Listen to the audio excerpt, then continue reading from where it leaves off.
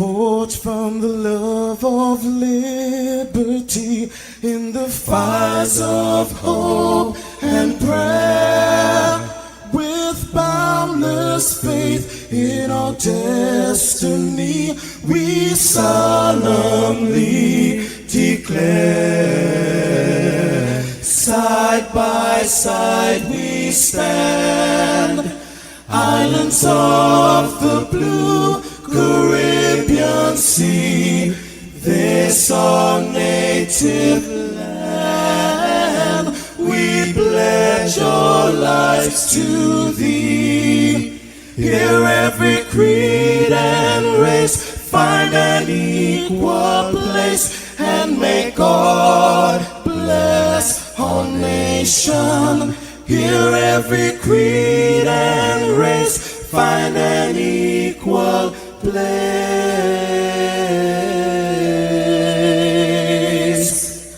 and may God bless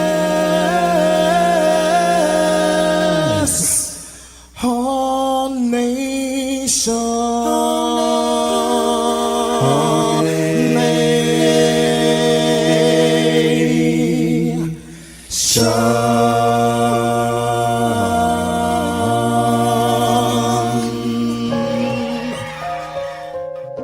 Heavenly Father, we come before you at the start of this new day, giving thanks for life, for health, and the opportunity to serve through this station. We ask for your divine presence to guide us in all we do. Bless this broadcast, that it may be a source of inspiration, joy, and unity to all who tune in. Whether near or far, may our words uplift, our music heal, and our message bring light to those who need it most. We pray for our listeners wherever they may be. Grant them strength for the day ahead, peace in their hearts, and success in all they put their hands to. Cover those traveling with your protection and those at home with your comfort and provision. Lord, may everything we do bring honor to you and be a blessing to others. Guide our steps, bless our efforts, and let this station be a vessel of positivity and hope. In your name we pray. Amen.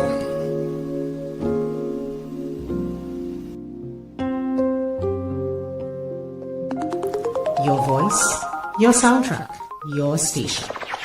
New Era TT Radio, Net Radio.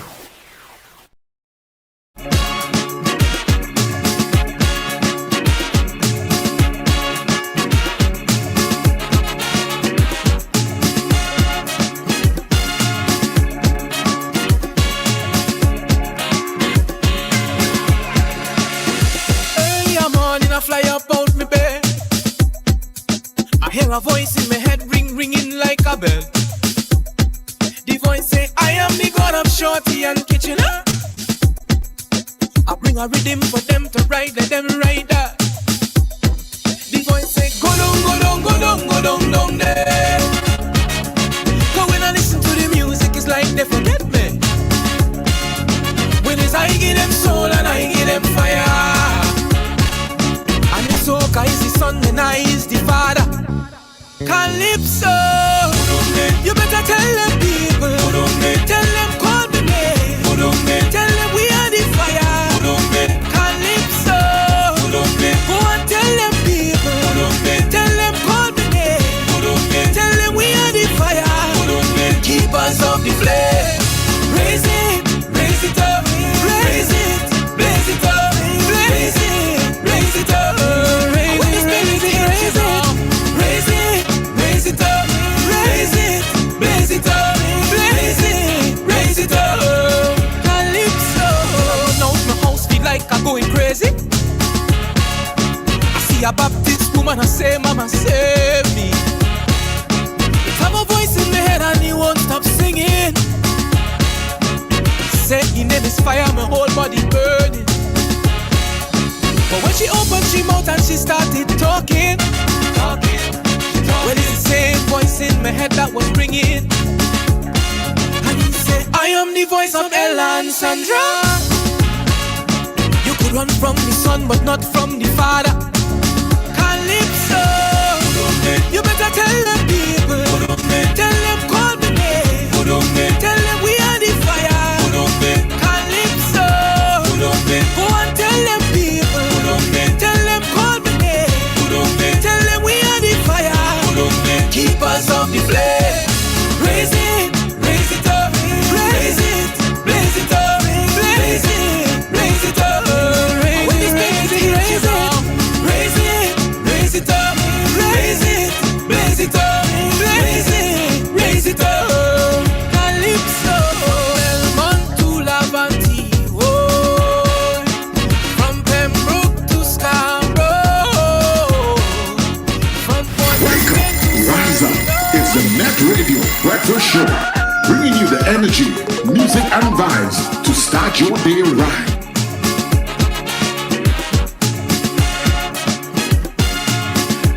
Music and energy to start your day right. Okay, that is what we are bringing to you here. Good morning, everybody. Good morning, Trinidad. Good morning to Tobago. Neighbors in the Caribbean, how are you doing? ringing like a bell. Friends and family who are streaming all around the globe, different time slots and different time zones, good day to you. And of course, we thank you all for getting up with us. Thank the Heavenly Father for waking us up and bringing us together for another day. And all that we do, dear God, let it be a blessing on to you. People, welcome to New Era TT Radio, Net Radio, the heartbeat of the Caribbean. Come go with us as we take you above and beyond. Sir Charles, that is me. Happy am I to be in your company on this Tuesday morning. I look forward to all the conversations that we will create inside of this space. That's the music of Freetown Collective, song entitled Calypso. And of course, that is my pick for the Marsh Gras 2026 there for you guys. Raise it up, raise it, blaze it. Mark it. I tell only that, right? You have to wait until Sunday to find out. But this is where we welcome everybody to your Get Up and Go. This is your breakfast show. Get up, it's the time to start the day. The breakfast show is here, we bring in the soca way. Yeah, yeah, yeah, yeah, yeah, yeah, yeah. Yeah, yeah, yeah, yeah, yeah, yeah, yeah. Wake up, it's a brand new dawn. The breakfast show got the vibes turned on. From Maracas Bay to the Savannah line, let's start the day in Caribbean prime. Oh, good vibes rolling through the air. The breakfast show, energy everywhere. We talk, we laugh, we make you think. Grab your doubles or your morning drink.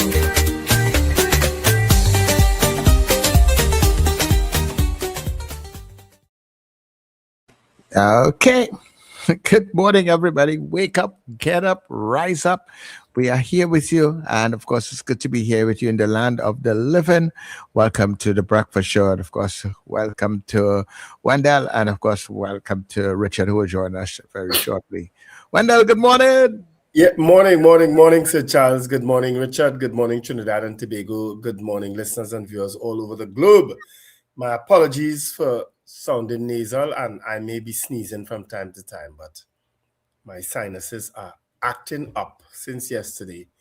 And so I've been over-medicating with Panadol multi-symptom and whatever else I have to take. So my apologies from early. There's a construction site just to the east of me, upwind of me, that's sending endless dust my way. I fed up complaining, but nobody taking me on, so I just have to manage, you know. I say it down by the mega store.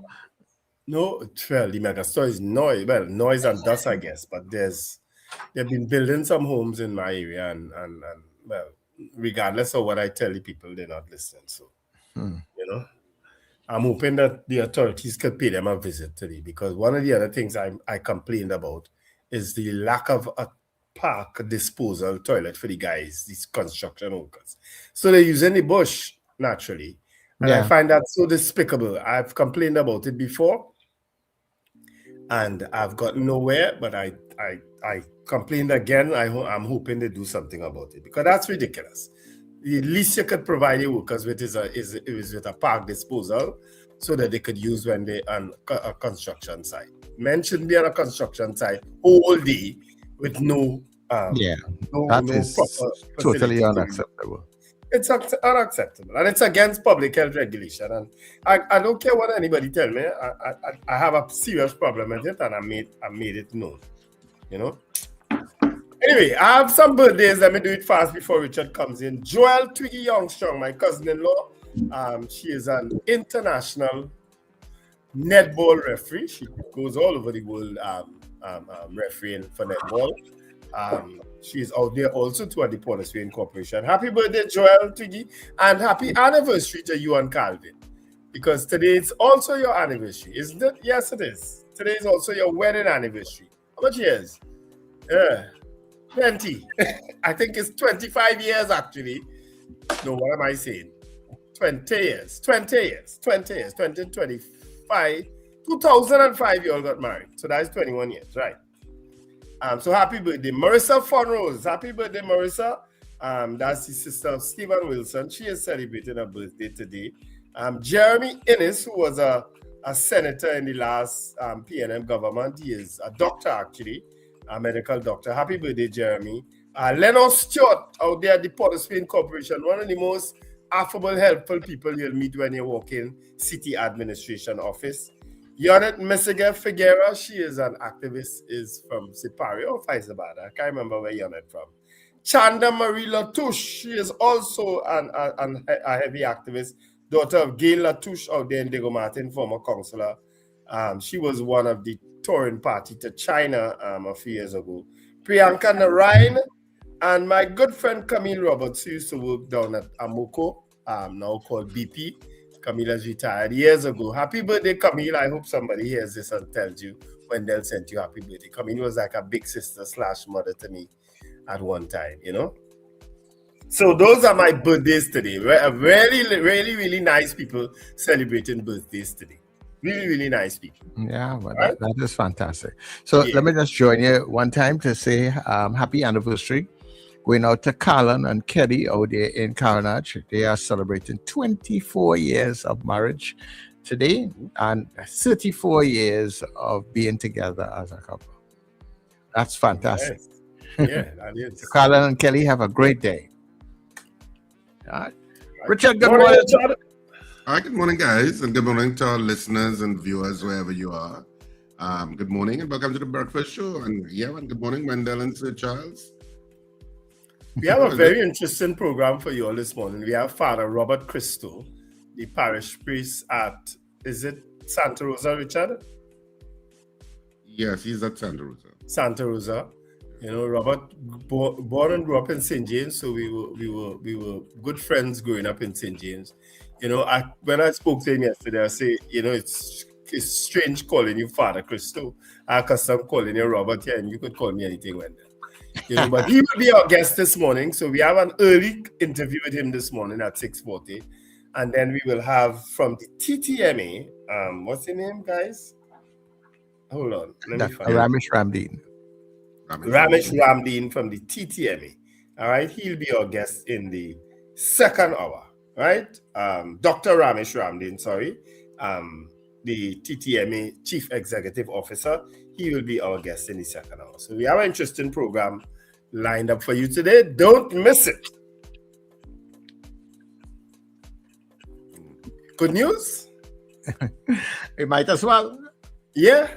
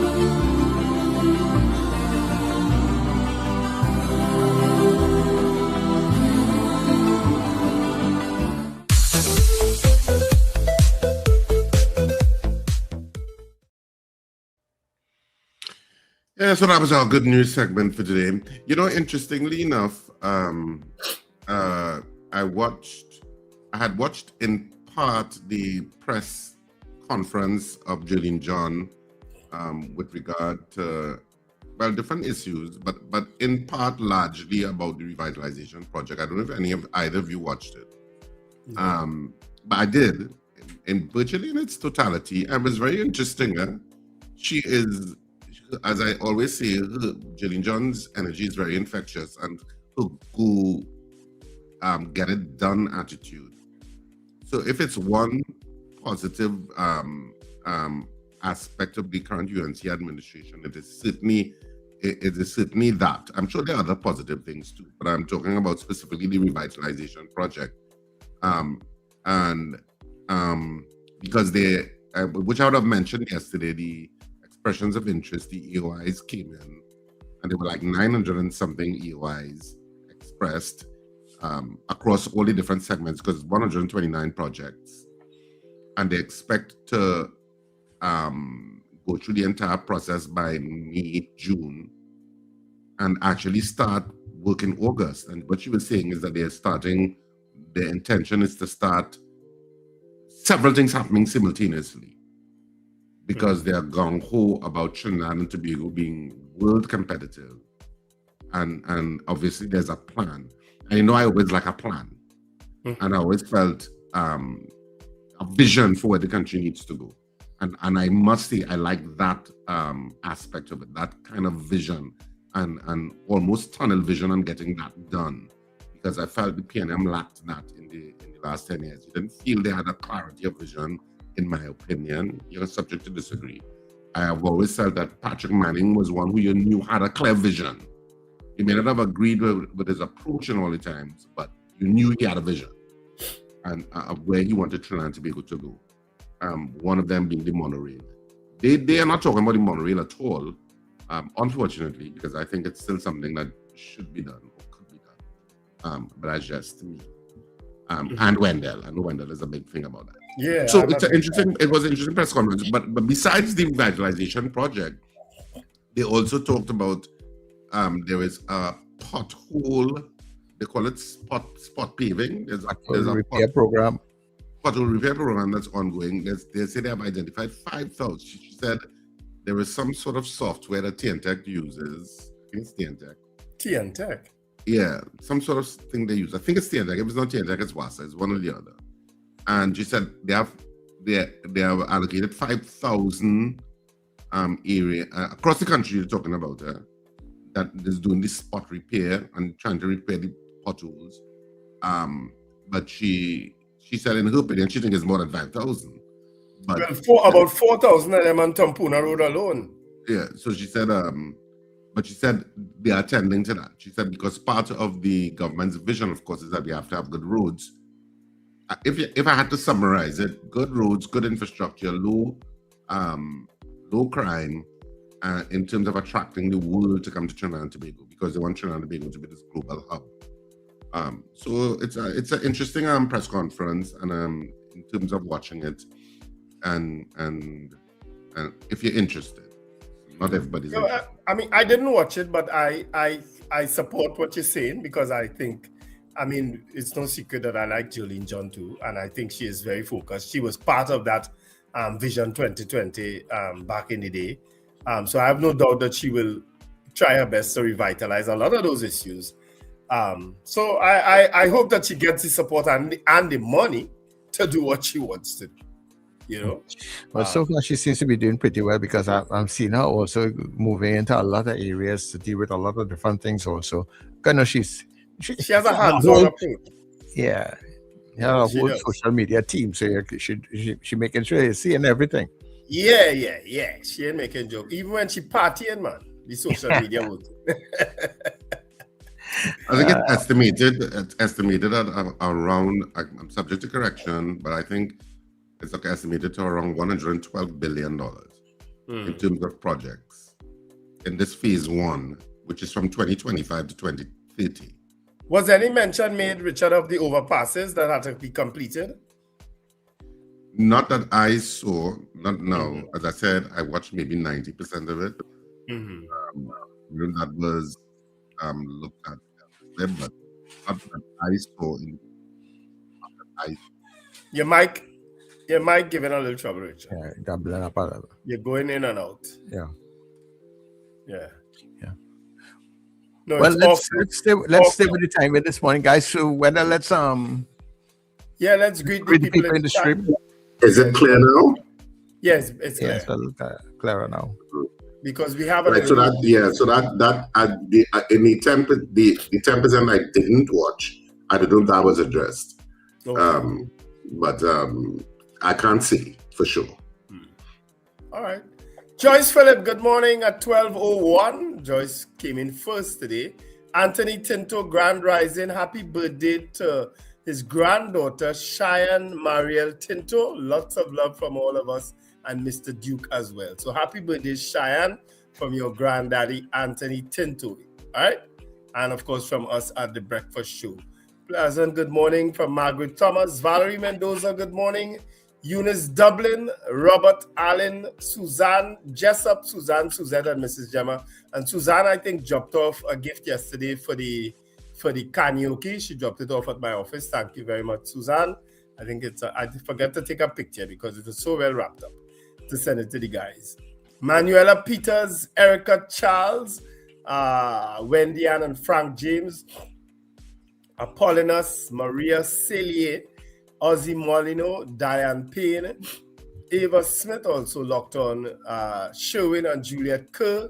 Sherwin, thanks for that correction yesterday. Is two wins that your namesake had. What's his name? Oh God, right? Sherwin Winchester. Sherwin Winchester. My sinuses are really in a mess today. So that has nothing to do with your brain. No. My eyes are even watering, so I have to be blinking to see the screen. Katian, Charles, and Arlene out there in Bronxville.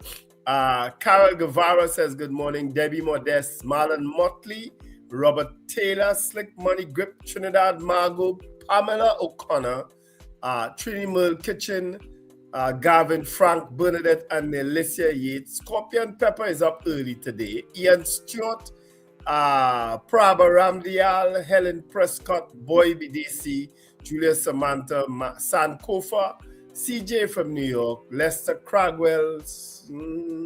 Happy birthday to Chanda from Scorpion Pepper. Good morning all from Mrs. R.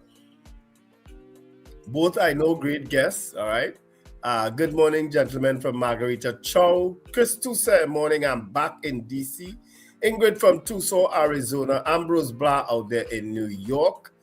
Sankofa say bountiful picture of a beautiful island, Richard.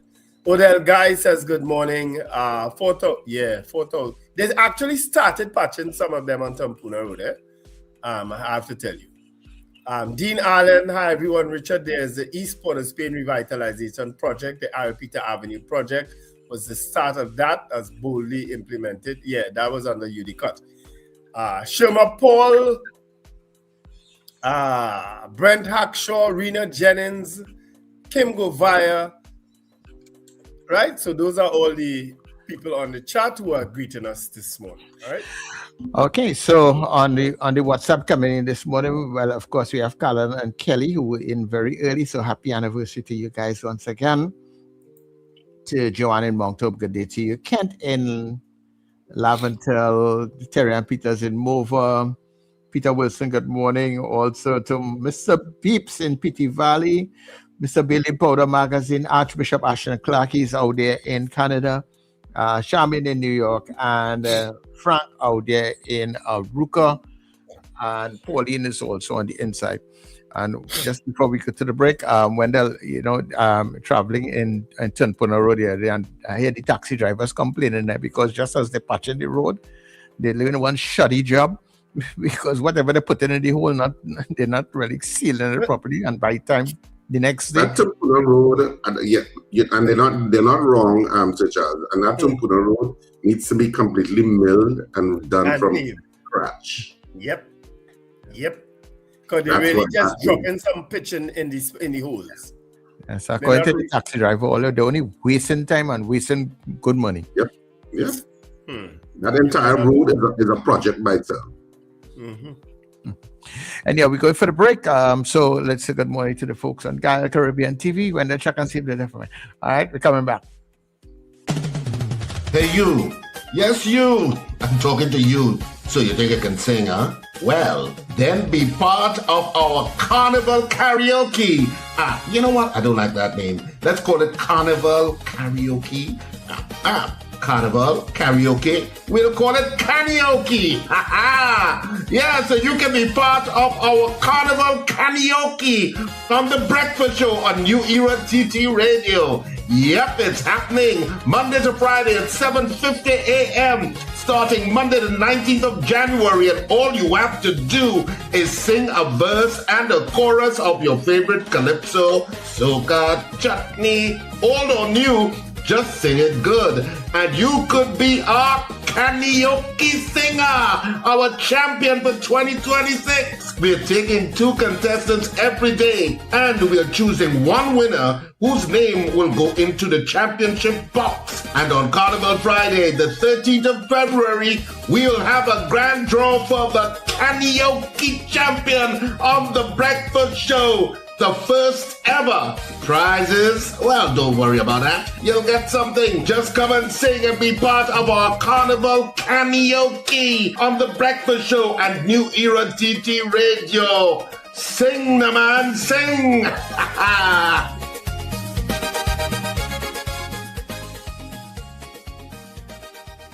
Platinum Carnival is the official road party band. Carnival 2026. 2 days of non-stop vibes and energy. Premium, all-inclusive. No long stops. $1,500 per day. Register free. Pay later. The road is the venue. Platinum Carnival. Monokini. Food, music truck, drinks for only $1,500 per day. Register free. Sign up at TTMcarnival.com. Platinum Carnival. Powered by Massman Company and the JT Medics. Follow at Platinum Carnival on social media for more info. Can you do me a favor? Take out something and win! Jump into savings at Furniture Plus. Enjoy up to 40% off in-store and online. Find amazing deals on furniture, appliances, mattresses and more. Plus extra discounts on credit plans and free gifts with select purchases. Save more at Furniture Plus today. Advertise with us on New Era TT Radio, the fastest growing streaming platform for talk in Trinidad and Tobago. Audio and video ads welcome. Elevate your brand with us. Connect with us at newerattradio@yahoo.com or call us at 299-5156. Now what are you waiting for?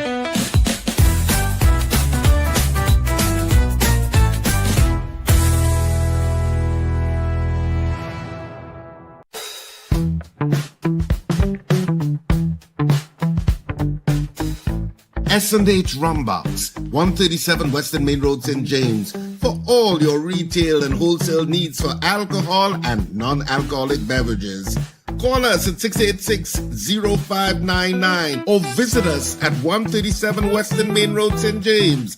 S&H Rumbox, drinking out of the box.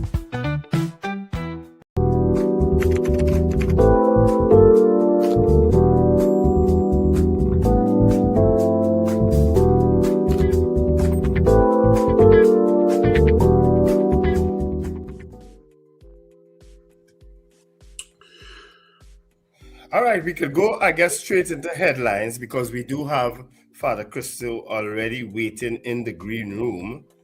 He is here very early.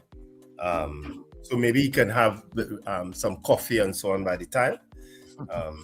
But Tribe went too far. These are one of the headlines in today's Express Online. Archbishop Charles Jason Gordon says Tribe went too far. Public backlash after Savita's Chutney Soca Monarch win. I don't know why. Why is that? Goals galore. That's in football. Laws named in under 19 team of the tournament. That's Vital Laws. He's a left-arm spinner. Never heard the name before, but he is part of the team. How did Stink and Dirty end up on Chaguaramas heliport? I understand that the Minister of Homeland Security apologized and he said that will not happen again. Savita Singh makes history with Chutney Soca Monarch win. OWT will find managers' homes, plans to step up protest for cashier seating. Man robbed after confrontation over social media posts. Cell phone stolen during church service in Port of Spain. Those are all headlines in today's Express. And of course, you all would have seen that video of that policewoman pulling that gun on that young man after an altercation she was trying to intervene in. It's an awful video. Another awful video for the TTPS. Anyway, that's it for today's Express. All right, so I'm going straight to the Trinidad Tobago Guardian for this morning. Dial it back. Archbishop condemns tribe for giving sex toys to female masquerader, warns that TNT Carnival going down wrong road. Savita Singh is new Chutney Soca Monarch. Janaya lifts Junior Calypso Monarch title. ECP calls for rethink of large fetes in Shagaramas. PNM warns bail amendment bill may face court challenge. Amid CARICOM TNT tensions, leaders meet. For sustainability, NGC should target TNT, not manufacturers. And refinery restart push renews questions on cost, process, and supply, and massive profits rise by 9%. That's just some of the stories in the Trinidad and Tobago Guardian today. All right, just greeting a couple more people in the chat. Richard Jemet, who says he and his mommy Josephine are locked on. Avanel also joined us. And June Maynard, who's also sending a pleasant good morning to Father Christo from West Palm Beach. All right, Claire Lender Rollins also said good morning. All right, so those are some new people in the chat. And David McCarthy, my apologies. All right, so okay, well, we have our Did You Know segment, so let's get in there in case you did not know.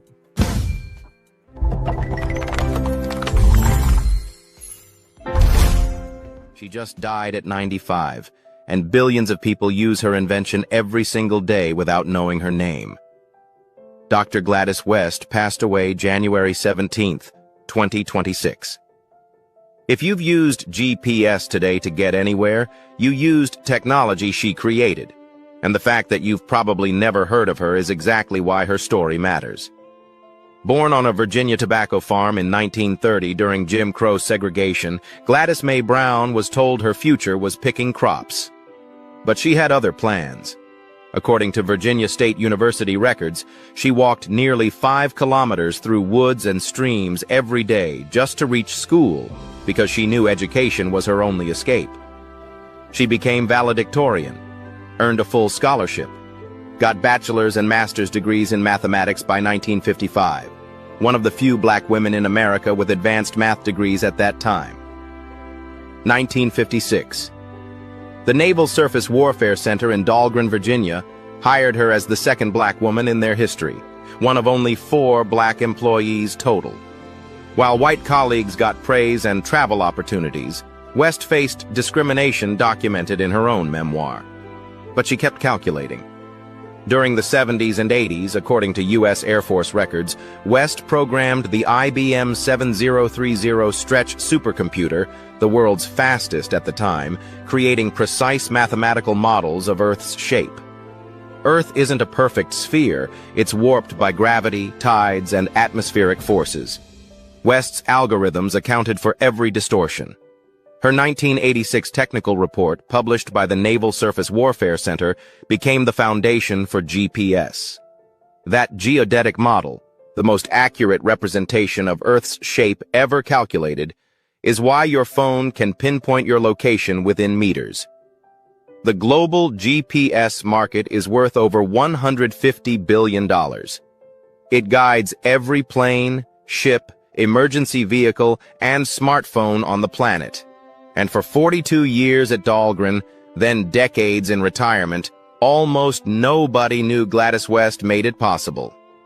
2018. A sorority sister read a short biography West submitted for an alumni event and realized what had been hidden. At age 87, recognition finally came. According to Air Force Space Command, she was inducted into the Space and Missile Pioneers Hall of Fame at the Pentagon, one of the military's highest honors. The press release called her a hidden figure whose work shaped the modern world. But here's what breaks my heart and inspires me at once. After suffering a stroke that damaged her hearing, vision, and mobility, West enrolled at Virginia Tech at age 70. She told the BBC that while recovering, words came to her. "You can't stay in the bed. You've got to get up and get your PhD." And she did. Dr. Gladys West died peacefully surrounded by family last week.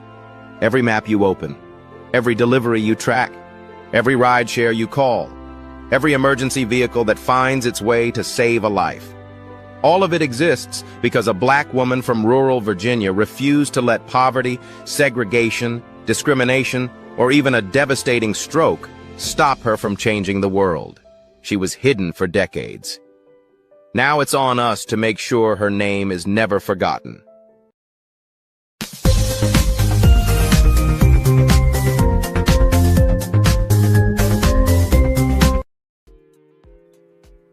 Absolutely fantastic story. Now you know. Yep. I now you suppose she know. probably died broke too.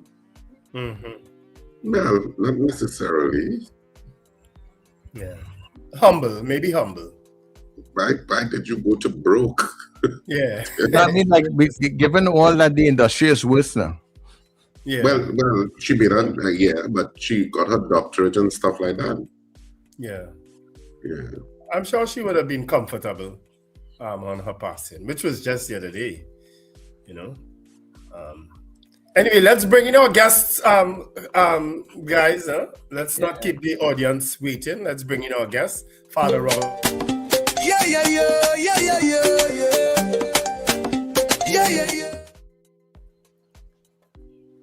Morning, people. Morning, Father Christo. Morning.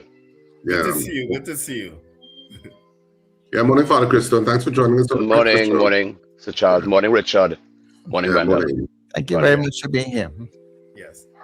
Well, I mean, let's get straight into the interview now, Father Christo. You know, it's strange calling you Father Christo, right? You know that, right? Yeah, we grew up together, right? By the park. Yeah. What made you want to join the priesthood? Because I don't know that you would have hinted. You probably hinted it back then, you know. Because I know Dave used to come and play sports and hang with us more than you. But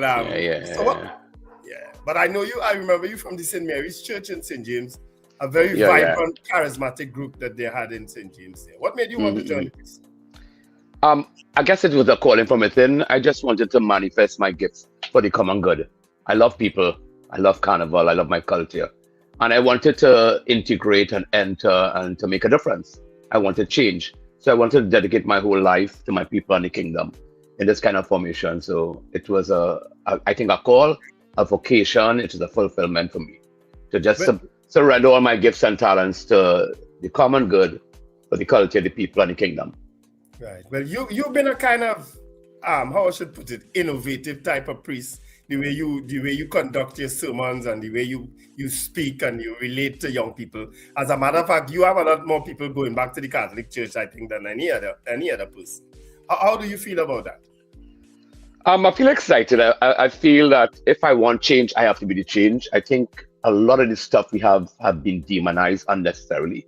I mean, the church in Trinidad is amazing to me. Carnival is our culture, dexterity, our creativity, our everything. It's something to celebrate and to show the sacredness in it. So I just think I'm gifted, and the arts and the talent and the goodness and the background and the community, I just want to bring it to the fore to share with others and to give my life away. And the young people are in a different space. They want us to listen to them. They want us to, not only regulate or condemn or hand down. They want us to dialogue and to reflect and reclaim. And that's a space that we are in, and we have to let people know, there's a sword system in every culture, in every household, and you have to put boundaries and moral definition and challenge people and have a dialogue. The key thing is dialogue and to form ourselves to the best version into the integrated human person that God meant us to be. and just not take back something and one aspect, you take out the sex and you lead it and you ain't talk about the sexuality. You know, it's a holistic thing, you know, and you just can't be myopic and say one part of the carnival. It's a bigger thing. It's just that it's a holistic view of life for me. I mean, Carnival itself is kind of complex because it has all of these aspects to Carnival. So you'd have things like the panorama, you'd have things like Camberley, you'd have things like that. And then, of course, you also have the parade of the bands, which to a certain degree can become very sexualized in terms of the costuming and stuff like that. What is the Catholic Church? I mean, the Catholic Church, I know at one time had a band, or at least they tried having a band as part of the Carnival, being involved in the Carnival directly. What's your take on Carnival in that sense? Because there is a sexual aspect to Carnival. There's a sexual aspect in everything we do as we speak. You know, we are sexual beings, so you can't divorce it. You have to contain it. You cannot let anything control us. We have to control it. And that's a tenet of everything. As Thomas Aquinas says clearly, every family, every household, every culture has a sewer system. And sex and separating sex from its sexuality is a myth. You can't. You know, we are integrated human person, and the core aspect of us is that we have to, you know, take this act and bring it into love and relationship and all that. So the church has to immerse itself into the culture, and we have, rather than divorce, because when good people and holy people stay away, evil wins. So you have to make a difference, enter into it, and manage the debauchery and the paganism and the excessiveness and the abuse, and add salt and light to something. Otherwise, it loses tastiness. You know, it loses saltiness. Yeah, without going being specific to the latest controversy, have we gone too far with the carnival in terms of its sexuality and so on? You can and cannot. There's elements, to, you know, depending on where you look at it, right? According to Richard, there's craftsmanship, there is the drivers, there's the orange man, there's the security, there's the copywriters. So different elements. There's panorama, there's kiddies carnival, there's Camberley. So depending where you want to go. Carnival is just not 2 days on the road. Carnival is a whole subculture of our life. It starts from since October. It is sexualized. It is over-sexualized. You can see the over-commercialization. You make it a commodity. But then you can't divorce and lose sight of the sacred creativity, the wire bending, the papier-mâché, the tie-dye, the fashion, the gift of the panya. The panya is the church, the history, how this thing has moved us. If you know history, the soul of our people is from rebellion and pain became what from. So we have to learn to reflect on the honor of our history of creativity and the community it brings. So with it, good and bad, yes, some aspects sexualized, but we need to have a dialogue and do some formation to understand about our sexuality and what it means and why it is a God-given and why it was meant for marriage, the act, and self-pleasure and stimulation can't be the center of why pleasure cannot be detached from relationship and responsibility, vulnerability and communion, that whole thing. So you just can't isolate an incident and pinpoint and label and condemn a whole festivity that came from the soul of our people. I just feel they can't use an incident and an item just to lambaste the entire thing. There is room for dialogue. It's literally, I know people playing themselves and not mass and collapsing the whole power of it and the symbol of it and the ritualism of it and pushing us into shock. And a lot of this what's happening today with the sex toy is guerrilla marketing. I mean, yeah, we just have to attack it up front, dialogue with it, and let people get in the section. Yeah. Yeah, I mean, of course, I'm sure there are many Catholics that play with tribe. So is it because the Archbishop was very vocal about it? Is it something that the church is going to attend to, so to speak, in sermons in the coming by like this weekend? Because it's the last weekend before Carnival, or is it something that they figure that what the Archbishop said is enough? Yes, the priests have taken. They will do workshops. They will do formation. They will start talking about it because something needs to be said publicly. It's ongoing. about the value of self-pleasure, the value of sex in your sexuality.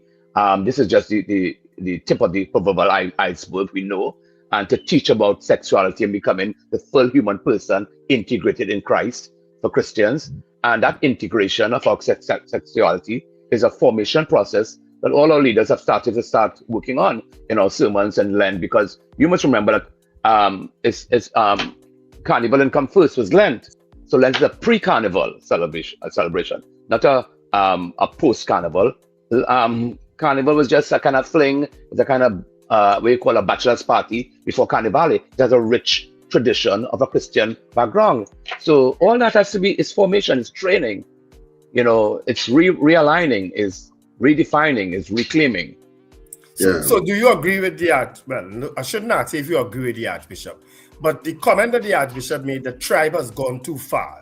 That's the media headline. What are your thoughts on that? I think, yes, he's absolutely correct. I just think that it is also the tip of an iceberg. I don't want to isolate it only to that. There's a deeper issue and deeper stuff to bring to the front of a dialogue and understanding pleasure, hedonism, and where the human person is, and the risk of commercialization, sexualizing it also, because there are other major issues that comes out of it. Human trafficking, the sensualization of beauty. We see it all over the place, some of the big facts, and the sexualization of beauty products is a deeper thing. It's a real, this is a tip of the iceberg, and a conversation and formation have to begin immediately. You just can't isolate it into a goodie bag only, but you learn to teach people, us all, how to talk, converse, and integrate the sacredness of our sexuality into relationships. And we have to start the formation on an ongoing basis. It may take a lifetime, because Carnival is here to stay, and sex sells in everything. You buy and double, somebody come with a little pants and thing. It's everything. Yeah. Father Christo, how do you, and I mean, this is a kind of slightly off topic, but connected. There's which we talk about sometimes on the show, that so many religious people seem hypocritical in terms of what they articulate their belief system is, whether they be Catholic, Christian, Muslim, Hindu, whatever it is, vis-a-vis how they live their everyday life, and how judgmental they are, and how sometimes cruel they are in everyday life, and then they go to church on a Saturday night or a Sunday morning. I mean, of course, which I assume priests are very aware of. How does religion really serve the purpose of really making us better and lifting us to our higher self? It does depend on where you look at it for, because we people have a way of compartmentalizing and demoning things that we don't know or don't want to know. Now, you may sin different than I am, and because your sin is exposed, where you get caught is bigger. So the whole thing is God sees the interior and man sees the exterior. So we have to be careful about judging, seeing not seeing the plank in your own eye. If you put your sin before you, to whom shall you judge? So that's the whole issue. People, especially Christians, sometimes some of us seem to just impose and not propose, and just condemn without lifting a finger to help. And that's a problem. Why are you correcting? Out of love or out of power? Right? Or you want to belittle somebody. So all that is in it. What's your intent? And then people say, and Ash Wednesday they do everything after Carnival. Who are you to judge? There are many people who don't participate. And Ash Wednesday doesn't tell you you're going to absolve you from any sin just because you got them bad. It's a whole dynamic of formation, right? And again, as you said, the hypocrisy of some of us who are born again or Christians or religious, just to condemn and demonize without lifting a finger to help dialogue or reform. And that's what the Catholic Church is about. We are getting involved, we are touching, we're getting licked, because we want a dialogue and we want to integrate as much as we can the sewer system that we live in and make it more sacred and be a different. But when good people walk away, evil wins. When Christians separate themselves and don't immerse themselves in the culture will define us. Carnival cannot define us. We must define Carnival. Carnival cannot control us. We must control it. We have power. Who will? I know there was a point at which the Catholic Church was losing or had lost some of its flock coming to church across Trinidad. I'm speaking specifically about Trinidad and Tobago. It may be a global thing, but I'm speaking specifically of Trinidad and Tobago. Has that trend reversed, or is it still a work in progress? It's still a work in progress. People have moved away. They want to move more to spirituality. As you so rightly says, the witness value is very poor among us. The lack of community, the sense of condemnation all the way. So there's a lot of work to be done. You know, I say it loosely, it's like personal. Jesus had a big struggle. Who are we? And Carnival will outlive us, and the struggle between sacred and profane will outlive us, and the struggle with sex and sexuality will outlive us. Yeah. You know, I'm glad. Sorry, Wendell, is there a concentrated effort? I don't know if it's emanating from the Archbishop or you as a parish priest in Arima to try and get Catholics who once went to church, because, for example, I'm Catholic, but I don't go to church anymore. I saw you outside your door the other day. I said, "Remember, go to evangelize you on the corner." But that would have been a task. Well, you'd be surprised, Richard. You'd be surprised what most people is not the doctrines. What most people is how genuine you are and a community of belonging, the dialogue for reformation. And I've had 3 young men from the parish just walking the streets, and they came to my parish last week and confronted me and I said, "Father, I've searched the whole world, and I believe your church is true and real." So people are searching, and you have to open the door for, I cannot tell about integration and the offering of a sacred space, safe space, to become the best version of yourself and integrate all your past and your demons and be whole as the best you could be. But the minute you come and you start to impose and demonize and condemn, and Jesus said it, you condemn and you quote the Bible, but you don't lift a finger to help people. Are we really open to help? Because it's in helping somebody else, you get saved. If you want happiness, you have to be happy to somebody. If you want to be joy, you have to fix your face. If you want peace, you have to be peaceful. That's the secret of Christian living. You cannot hoard and say, focus on happiness. The more you focus on happiness, the more you lose it. By being happy to somebody else. When you're depressed, the best thing you can do is go and help somebody, you get more joy in the helping, and you come out of it. Yeah. Father Christo, you said something that struck a chord with me just now, and you started to expound on it a little more just now too. Is it that Christians, and I'm using that term broadly, feel that they can be as evil as they can be, as hateful as they can be, as vindictive as they can be, and then just go to church and pray it away? Because you get that impression that a lot of people feel that just going to church and saying, "I'm sorry," because Catholic Church has the issues of confession and so on, and that will absolve them of all the wickedness that they've been doing. But all of us, that's the struggle inside of us. It just can't be a pretend and a show up. It's a deep interior work. It's just, we could be whitewashed tombs looking good outside, and inside is a bundle of bones. So that movement from that external to internal is what the church has to do. That's what we're doing here, making it not only a sex toy, and not only an act, and not only outside, but to celebrate Carnival in its richest sense of its roots, creativity, and a preparation for Lent. You have to realign it. I mean, before you go, I need to get in this quickly. The joy of it is that we have to redefine Carnival. And I have an acronym I'm prompted to say, right? The C stands for celebrate a culture of a past, of a soul of a nation that's so unique with dignity and moderation. A, affirm the human body as respect of the temple of the Holy Spirit, because it's part where God lives. It's not a toy. It cannot be objectified. Be careful what you do with it. R, Carnival, respect boundaries. We have crossed the boundaries with the sex toys.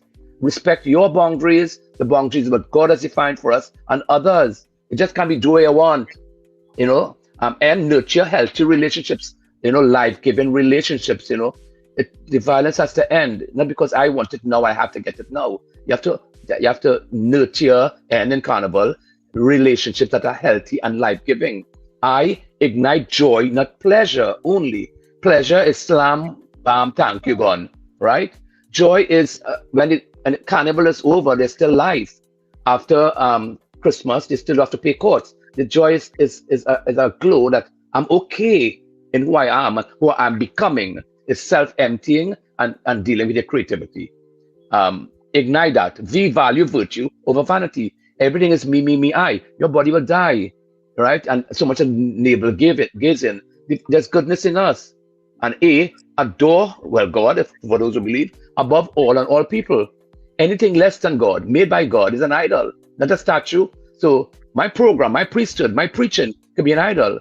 So I want to propose an answer to this all in terms of a message as we go forward to redefine and reintegrate and re-celebrate Carnival, what it is. See, celebrate what it is, affirm the body, respect the boundaries, yours, others, and God, nurture relationships, ignite the joy that God has given us. Joy to the world, the child in her womb left for joy. And you only get that through self-emptying, service to the other, stop condemning, bringing somebody, making somebody else happy, peaceful, and joyful, and dealing with a creator who has given us creativity from him. And we are just creature. You can't just want the creativity and don't want the creator. Value, and then you value virtues and goodness in us over vanity. The middle letter of sin is I. Me, I, how I look, and freedom. Freedom has responsibility and accountability. You just can't do what I want. That's not life. And then adore God and find a God. Above all things, there is something sacred. There's a world after. There's life after Carnival. There's life after Christmas. And there's life after you die. Yeah. Well, I feel like you got me to church. Well, I feel like you get me to the Catholic Church too now. Well, it's open and there's room for one more hypocrite. Well, then I have to sit out. But that I am not. You're the first sign. If we have to acknowledge who we are. It's a work in progress. And the minute you say you're saved and you have it all, that's when you close the door. All of us on a journey. Yes. It's maybe 3 minutes after you die, you're saved. Maybe, I don't know. But we on a journey. But this thing called Carnival is amazing. I wish I had more time to devote it. You can't talk about the sexuality and commercialization only. There's so much other things. I mean, I want to add quickly. There's a I think it's polygamy or whatever. When you have too many people in it, a set of few people managing the money of Carnival now. All these fetes are managed by a group of few businessmen. So we don't have the orange man, the person by the corner, the little person pick up bottle. The small man are getting a blind in it all because the fetes have moved to a kind of commodity, a commercialization to push out the small man. And we have to address that. Monopolized. Yeah. They become monopolized in a sense. Yes, yeah, and that we have to look at that too because, it is a space for all and to reclaim who we were. Carnival was a thing for the common good of the common man from day one, what it's meant to be, right? So I think it's time to reclaim. I think it's time to reintegrate. I think it's time for dialogue and see the beauty of who we are with this thing. People are trying to imitate this thing, and it's our soul. Why demonize it? Yeah. Why let it control us? You used two words just now that also jumped out at me, and maybe that might be the issue, navel gazing. I think that's what you said just now? Yeah, navel it's me, gazing. I and myself, yeah. It's all about me and how I feel and my pleasure and my act, and I feel to do it now and I must do it now. Who taught us that? Yeah. Long time in your grandmother give you a good look. You said that is big people business. Somebody has to control us. Yeah. Anyway. Well, Father Christo, thank you so much for the conversation this morning. Valuable conversation, and I know time is upon us at this point, but thank you for taking the time to speak with us this morning. Really appreciate pleasure. it. Anytime, brother. Anytime. All of we in this together. This is we thing. This is we culture. We need to redeem it. We need to integrate it and get a balance between faith and fun. Yeah. Mm-hmm. Well said. Thanks, Father Christo. I appreciate it a lot. Okay, bless. All right. Take care. All right. Of course, that was Father Robert Christo of the Santa Rosa RC Church, a priest who's really been making waves in the Catholic Church, and not just the Catholic Church, who's been making waves in the country in terms of his style. And of course, you would have gotten a dose of it. He really comes across so all-embracing, Yeah. So, Wendell, there's space enough for one more hypocrite. Well, yeah. So, you gotta jump ahead of me in this. No. He said he passed and see him by your door the other day. You put your hubris in place. Well, I can't make up my mind. Oh, I perfect. I this, I that. He put you in the place. He slap you down. He don't know who to go first. He slap you down. I see Sir Charles keep quiet because he ain't no small church, you like to get in big church business. You see, I want to make sure I give you enough time, enough God you can get this money. You. Oh gosh. No, but you really have to love Father Christo. You really have to love it. It's All right, people. So our poll is up. After Maybe I'll go to church Saturday night just to hear him. yes, I could go with you because it would be very interesting to hear him in front of the flock, eh? Because he has a vibe, he has an energy.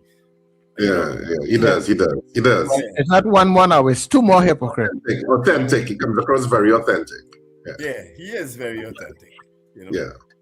All right, Wendell, the poll, and we're going for the news and come All back. right, the poll is up, people. Do you agree with Archbishop Gordon and certainly Father Christo, that the mass band tribe has gone too far with their adult toy rose giveaway? All right, do you believe they've gone too far? All right, Yeah, that's the poll for this morning, so you can start voting. All right. News is next.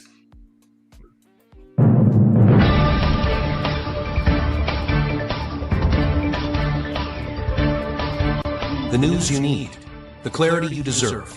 Local, regional, global. This is Net Radio News Now. This is News Now for Tuesday, the 10th of February, on New Era TT Radio and Gael TV. I'm Derek McMillan. Thank you for joining us. Wells Services Limited has announced it has abandoned the search for the remains of worker Pete Phillip, who fell into the ocean when Rig 110 collapsed on December 22nd last year. In a statement issued Monday, the company said an extensive salvage and recovery operation involving local and international experts began in January, with the primary goal of locating Phillip's remains. However, despite exhaustive efforts, the search was unsuccessful. Wells Services said all possible avenues had been explored and, with nowhere left to search, the difficult decision was taken to end recovery operations. The company described the outcome as deeply distressing and extended condolences to Phillip's family, adding that it remains committed to supporting them through this period of grief.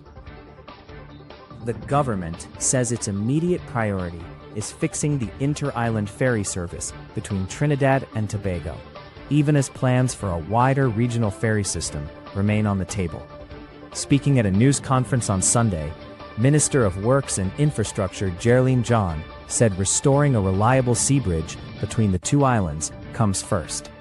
She stressed that while Trinidad and Tobago supports regional ferry connectivity within CARICOM, the matter is not currently before Cabinet or the Port Authority, but has not been abandoned. Minister John also revealed that UDECOT has received 965 expressions of interest for projects under the government's revitalization blueprint. She said investors from several countries, including the United States, China, and the United Kingdom, have shown interest in 129 projects across 12 development areas, describing the response as highly competitive. Egypt Village Government Primary School remains closed due to an ongoing mice infestation, according to Education Minister Dr. Michael Dowleth. Responding to an urgent question in Parliament on Friday, Dowleth said the school was reopened on January 26th after initial sanitization, but was reclosed shortly after when fresh signs of mice activity were discovered, including droppings and sightings on the compound. He said the decision was taken to protect the health and safety of students and staff. As of February 2nd, Standard 5 students are being accommodated at the Southwest Regional Indoor Sports Arena, while other classes are being taught online via Zoom, WhatsApp, and Google Classroom. Student engagement currently stands at 308 of 449 students. The minister said the school will reopen only after clearance is granted by the Port Fortin Borough Corporation's Health Department. Business chambers are warning that the exit of ANSA Macau and Trinidad Cement Limited from the Tanta Manufacturers Association signals deeper problems within private sector representation. Greater Tunapuna Chamber President Ramon Gregorio said the withdrawals reflect growing dissatisfaction with how effectively the TTMA engages government on critical issues such as energy pricing, competitiveness, and policy influence. ANSA Macau, in a January 26 letter, cited concerns over the association's conduct and effectiveness, particularly amid proposed increases in natural gas prices, which it warned could raise production costs, reduce export competitiveness, and threaten jobs and investment. Gregorio cautioned that while the TTMA remains vital for small and medium manufacturers, the departures highlight risks of fragmentation at a time when unified advocacy is most needed. Chaguanas Chamber President Baldath Maharaj described the situation as a sobering moment, while Greater San Fernando Chamber President Kiran Singh stressed that collective engagement remains essential to influence energy policy and protect the wider economy. A raging early morning fire gutted the Anand low-price supermarket branch in Gulf View Sunday, causing millions of dollars in damage and leaving dozens of workers temporarily out of jobs. The blaze broke out shortly before 4 a.m. and heavily damaged the two-story building, though firefighters managed to contain it to the upper floor. Bentley's hotel, located on the lower level, escaped with only minor water damage. Senior fire officer Ansar Ali said the fire appeared to have been burning for some time before crews arrived, complicating efforts to gain access due to steel security doors and limited initial water supply. Additional fire units and support from WASA were later brought in to control the blaze. No injuries were reported, and investigations into the cause are continuing. In international news, Hong Kong pro-democracy media tycoon Jimmy Lai has been sentenced to 20 years in prison for colluding with foreign forces under the city's national security law, the harshest penalty handed down so far. Rights groups have condemned the sentence as draconian, with Lai's family warning it amounts to a death sentence for the 78-year-old, citing serious health concerns. Hong Kong authorities, however, say the ruling demonstrates the rule of law. Lai, founder of the now-defunct Apple Daily, has denied the charges, insisting he was defending press freedom and democratic values. His case has sparked renewed international criticism of China's crackdown on dissent in Hong Kong. And that is news at this time. Stay with us as more great programming continues right after this break. That was News Now. Stay informed with New Era TT Radio, Net Radio.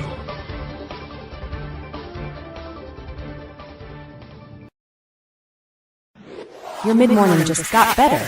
Join Sir Charles for the mid-morning mix and mingle, where good music, real talk, health, and family matters come together, and your voice is heard.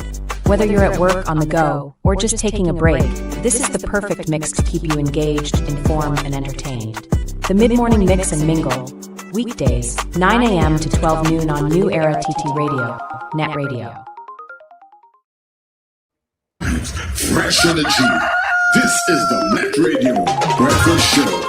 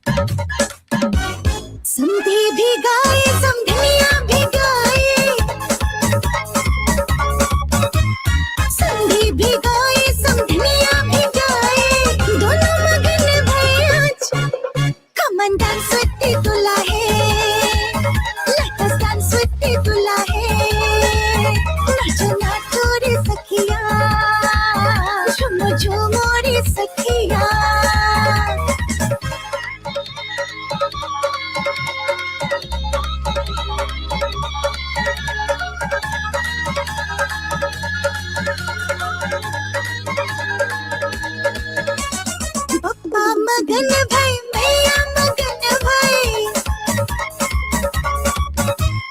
पप्पा मगन भाई मैया मगन भाई खुशियाँ है आज come and dance with the दुल्हा let us dance with the दुल्हा नाचो रे सखिया झूमो रे सखिया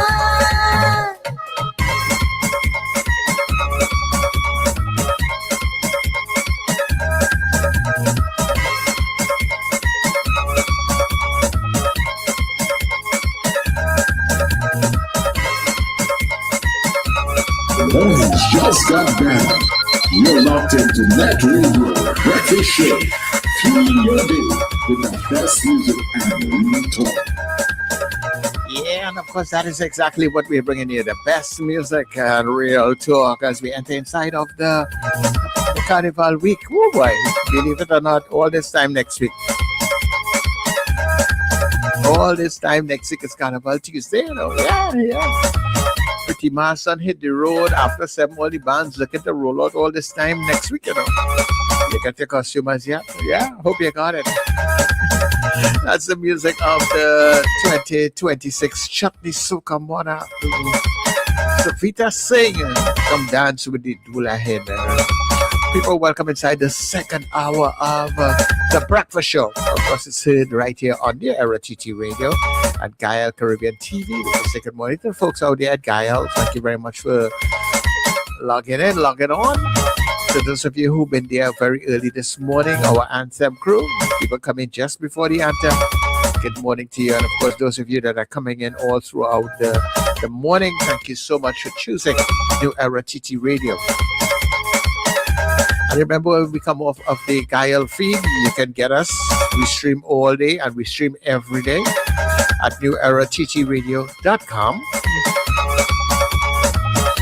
New Era TT Radio on TuneIn, so you get us on your Google and Alexa devices. And of course, don't forget to visit our social media platforms, Facebook, YouTube, Instagram. And of course, remember, like, subscribe, and follow the channels. And don't forget to hit that support, donate button there that you can power up, because we are people powered here on the net, all right? So, do you agree with the Archbishop that that tribal are going a little too far? Remember, you put in yes or no, and then put in all your comments after that, right? Yes or no first, comments after. And when we come back, we will tell you how you voted.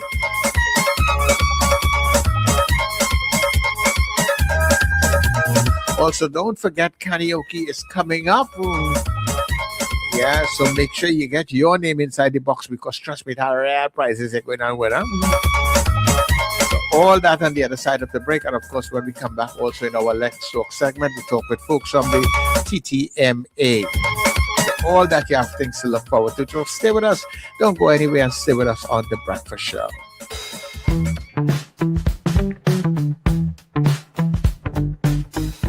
S&H Rumbox, 137 Western Main Road, St. James, for all your retail and wholesale needs for alcohol and non-alcoholic beverages.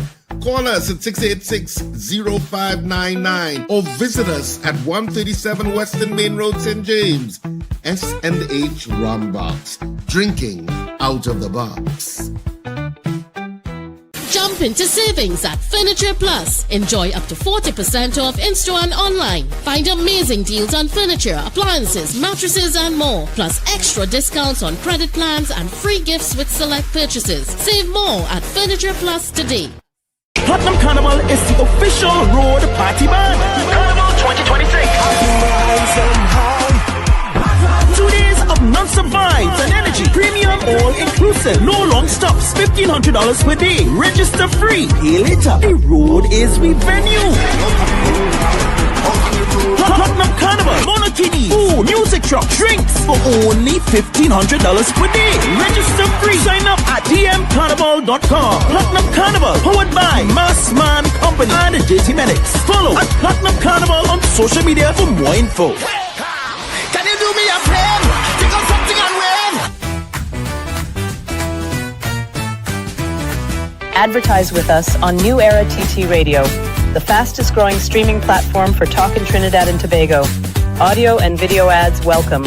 Elevate your brand with us. Connect with us at newerattradio@yahoo.com or call us at 299-5156. Now what are you waiting for?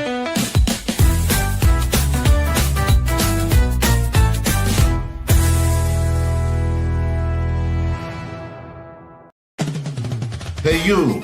Yes, you. I'm talking to you. So you think I can sing, huh? Well, then be part of our Carnival Karaoke. You know what? I don't like that name. Let's call it Carnival Karaoke. Carnival Karaoke. We'll call it Karaoke. Yeah, so you can be part of our Carnival Karaoke on the breakfast show on New Era TT Radio. Yep, it's happening Monday to Friday at 7:50 a.m. starting Monday the 19th of January, and all you have to do is sing a verse and a chorus of your favorite calypso, soca, chutney, old or new.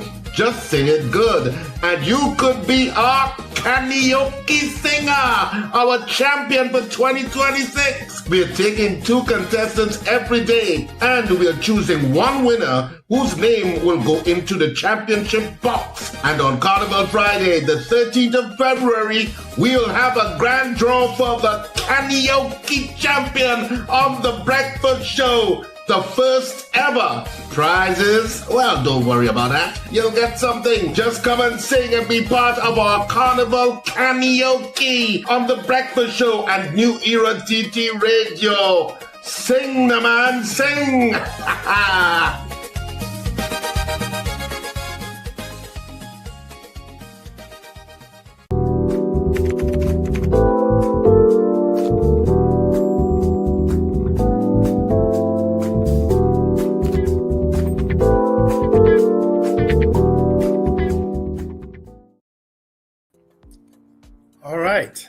We are back. Of course, we do have another interview lined up for you with Dr. Ramesh Ramdeen from the CEO of the TTMA, Trinidad Manufacturers Association. He'll be our guest in a few minutes. So we want to get through these votes, but based on my just scanning through that chat, Lord, all your talk. I don't even know if we have many votes in between there, but all your real talk. Yeah. Yeah.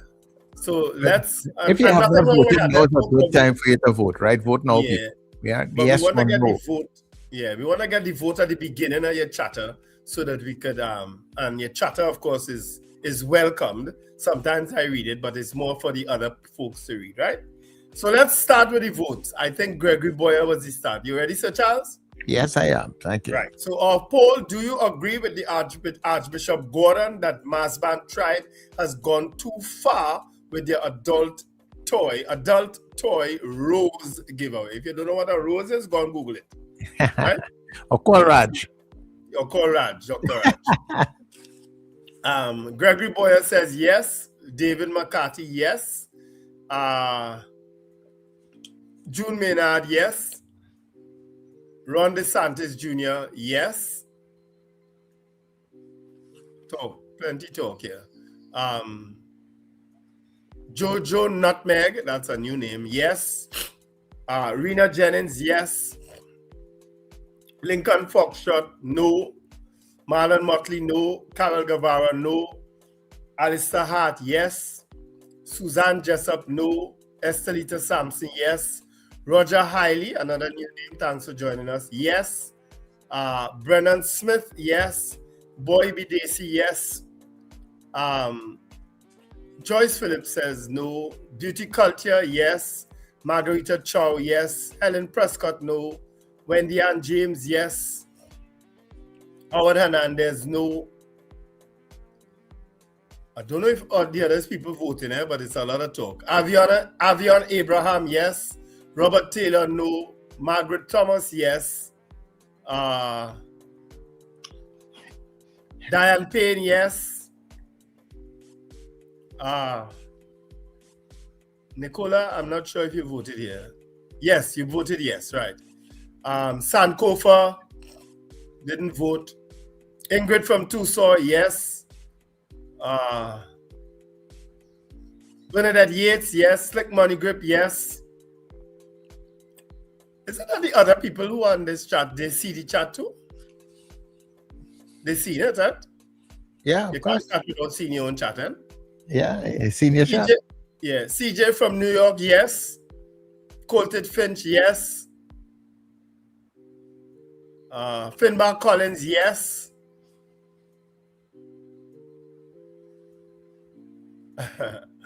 Well, I don't think well, children can play mass, but maybe they won't be given that in a bag. At least somebody should monitor that. Actually, I messaged Dean to do an interview, right? So I'm hoping he responds. He's normally very responsive. Paul Cordis, yes. Valerie Mendoza has abstained. Fran Romani says yes. Yeah, I know you're chatting amongst yourselves. Miss Mendoza has abstained. She abstained from voting, yeah. What kind of thing is that? Huh? What kind of thing is that? Bridget Buchanan says yes. Magic says no. Apollina says yes. Desan Payne says yes. Elizabeth says yes. Joseph Clement, yes. Elizabeth voted again. Wayne Joseph says no. And Scorpion Pepper finally votes. Oh, hallelujah. Praise be on. Let me behave myself. She says no. What is that? She says no. All right. Oh, Lord. I'm fighting the sinus this morning. I'm really battling it. So those are the votes I have, Sir Charles. All right, let me see what I have on the WhatsApp here.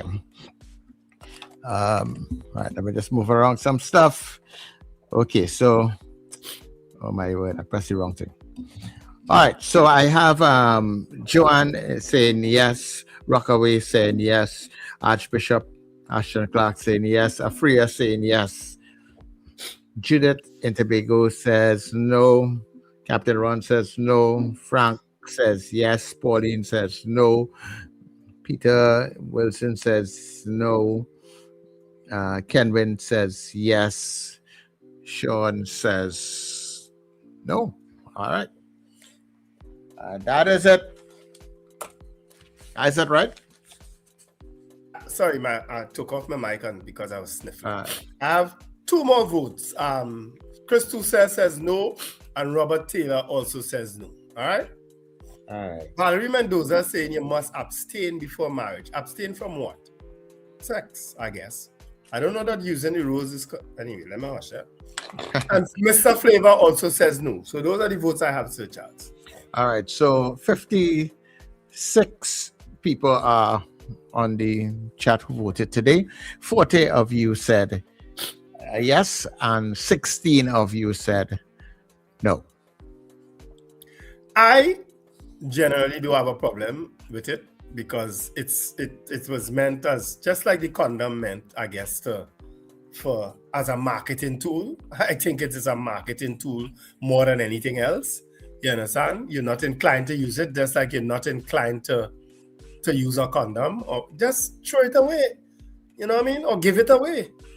You know, at the end of the day, it's hopefully it will be adults being given this, right? And not underage people, because I saw that concern from someone. Yeah. But most people who play in those bands are supposed to be at least 18 and over, I would think. I don't know if they have a rule like that, you know. No, I'm not too sure myself. Right? Yeah, I'm not sure if they do. But as I say, it's law, you know. Yeah. Like to say that it is like the drinking law or something like that. Well, the drinking law has an age limit, but I don't know that's what I'm saying. So we're not sure. Yeah, I'm not sure. But just throw it away if there is a rule. Stephen Wilson said about under 18. I didn't know that. Enlighten us. Yeah. You know, I wasn't aware. I thought anybody could play mass. Yeah. Well, you know, maybe certain costumes, certain sections. But anyway, in any event you don't want it, throw it away. Just like some people just get the cup, throw it away. Some people, I have a bag from a tribe because the guy who play mass, who write on this chat here, didn't want it, he gave me it. You understand? So if you don't want it, get so see. All right. So You must be over 18 to play mass, apparently, with try. With the adult bands. You spirit, Stephen. Maybe it's a rule in some bands, all right? I know I see adult bands crossing the stage and they have people clearly under the age of 18. All right, it's a condition of the liquor license, right? Because all these bands are all inclusive. Yes, I would yes. imagine you can't serve. You will have to have a over 18 age. Yeah, so I would suppose that should be part of the thing, because I remember even with my daughter who wants to play mass, and I keep telling her not until you reach 18. Yeah. Okay. Well, I didn't know that. So that's a. But I don't know how official it is. But I suppose with things like the liquor license, and I don't know what other permits you have to specifically get that might limit an underage person from being in a band. Somebody who used to be 17 or 16 who look in a particular way also. It has some people who are underage and looking real big. Yeah, I know. Yeah. But as Stephen is an attorney, so he would know that the condition of the liquor license to have in the band, because these bands are all inclusive, is that you must be over 18 to play mass with the band. And somebody like Dean, I know, and even the guy from Spirit, what's his name again? Schoon. They would probably be very strict with something like that, because they have been in this industry for so long. And I don't think they want to just mess up their whole career with breaking that law. You know what I mean? I don't know how monitored it is, you know what I mean? But I would imagine the people who are serving the drinks on the truck would be very, would be scrutinizing who comes in front of them for a drink. You know what I mean? Yeah, but a lot of them under so much pressure. Some days they are really checking to see who it is now, Yeah. And you have some of the bands now have self-serve stuff. If you have your band and your cup, you could go you could get you just press those dispensers on the side of the truck, Yeah, that's true. Yeah, so I had to buy the barman to get beer and vodka and orange juice, mix something again. Yeah. You just go on again, as I say, dispenser. You don't want the toy, show it away or give it away, because apparently real people on this chat want it. So just pile them up, drop them off by drum box. Harper will welcome. Hey, let's get into our Let's Talk segment. Our guest is here, right? Before we are coming back with our Let's Talk segment. Yeah.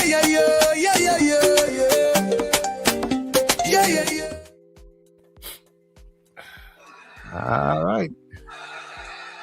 Richard is back in, right? Is he back in? Yeah, Richard is back in either. Yeah, because I didn't research this topic enough. Anyway, Dr. Ramdeen, are you there with us? I'm seeing his name, Dr. Ramdeen. Yes, I'm here. Are you there? Can you put on your camera? Are you in a position to put on your camera?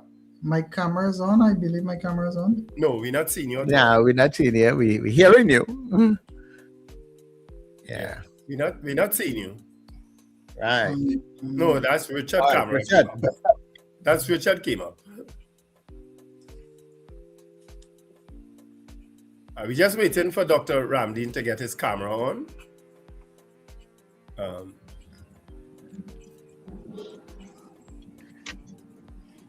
My camera is Wendell. on. I don't know what's happening. Wendell. Yes, Richard. Yeah. Richard, we are hearing you. Wendell, are you hearing me? Yes, we are hearing you. As we are hearing you, as we are live, we are just waiting, Dr. Ramdeen. See if Hello? My camera is on, but I don't know why you're not hearing me. That's a thing. So they are both having problems. Wendell. Richard, we are hearing you. Yeah. No, I think they are both having problems. Wendell? They need to log out and log back in. They may need to log out and log back in, because we are not seeing Dr. Ramdeen and we are not. Richard is not hearing us. Maybe if I try logging on with my phone, it might be better. I don't know. You can try that. You try that and see, Dr. Ramdeen. Right? And we'll wait for you a minute. Try that. Yeah, we'll wait for you. Yeah. Yeah, were you all hearing me just now? You all want to? Yes, we are hearing you. You hearing us now? Richard, yeah, I'm hearing you now. Yeah. Right. Okay. We were. Yes, I am. Yes, I am. Right. Oh, I was just hearing the music, but I wasn't hearing. I wasn't hearing any voices talking back. Dr. Ramdeen is still trying to get in. He went back out to come back in because he was having a little problem with his screen. So Wendell. Yes. What ban where they have an all-inclusive and they're serving alcohol to masqueraders, scrutinizing to see what age you are? All they're looking for is what ban on your hand. True. But I would That's all they're looking for. You have a ban on your hand, and sometimes they even business with that because they're so hot-headed with so many people asking for drinks. What you want? What you want? What you want? Guys, are you trying to say, let me see your ID. Yeah. Hi, morning. Are you guys hearing me now? Yeah, we are. Ramdeen back in. Yes, we're seeing you. Yeah, good morning, Dr. Ramdeen, and thanks for joining us on the breakfast show. Yes, we are seeing you and we are hearing you. Hi, morning, Richard, again. I'm good. How are you? I'm fine. And this Dr. Ramdeen thing, Ramesh is fine. Yes, we have your permission. We have your permission too. So of course, I was talking about this the other day. Not the other day, actually yesterday. That I have never, it is in my knowledge in terms of the TTMA, have ever been aware of any companies leaving the TTMA. Because of course there was a media report that Carl withdrew all of its companies from TTMA as well as TCL. Has that ever happened before? No, companies would have left TTMA, but not for the alleged reasons that purported for leaving. People would have left TTMA because they would have downsized, closed down. We haven't had anybody leaving the TTMA within the recent past. Probably the last company I would have left or closed their operations would have been about during the COVID period. A couple of companies may have closed down. But we never had a company or a magnitude of withdrawal like the Answer Macal did with their group of companies. Answer Macal is the largest conglomerate in Trinidad and Tobago, so they pulling out of TTMA because of reasons that they purported to be sufficient for their cause. It is what it is, right? Well, they said, their cause is that they said that they felt that the TTMA wasn't robust enough in its lobbying with regard to the NGC increase in the price to especially LICs. And that 70% increase, they felt that the TTMA was, I'm using my own words now, lackluster in terms of their lobbying on behalf of its members who were mostly affected by it. How would you respond to that? Well, TTMA, I would say that we did all that we could have. We lobbied, we advocated at the highest level. We put forward proposals, and numerous different proposals, phasing, softer landing for prices, a reduced price with incremental increase to get to where you want to be, a number of different proposals. And we didn't just come up with that on our own. We liaised with our members. You remember this thing come like a thief in the night, right? Just 2 days before Christmas with ultimatum to accept or not. So what we did at that point in time is reach out to our larger LIC players who would be impacted. And we did get feedback from our members with regards to the impact, and we have done the analysis and we have presented the analysis to those in authority at the highest level, Richard. I don't know what else we could have done in terms of making representation. At the end of the day, the government said that this is a position that they feel that they needed to adopt at this point in time.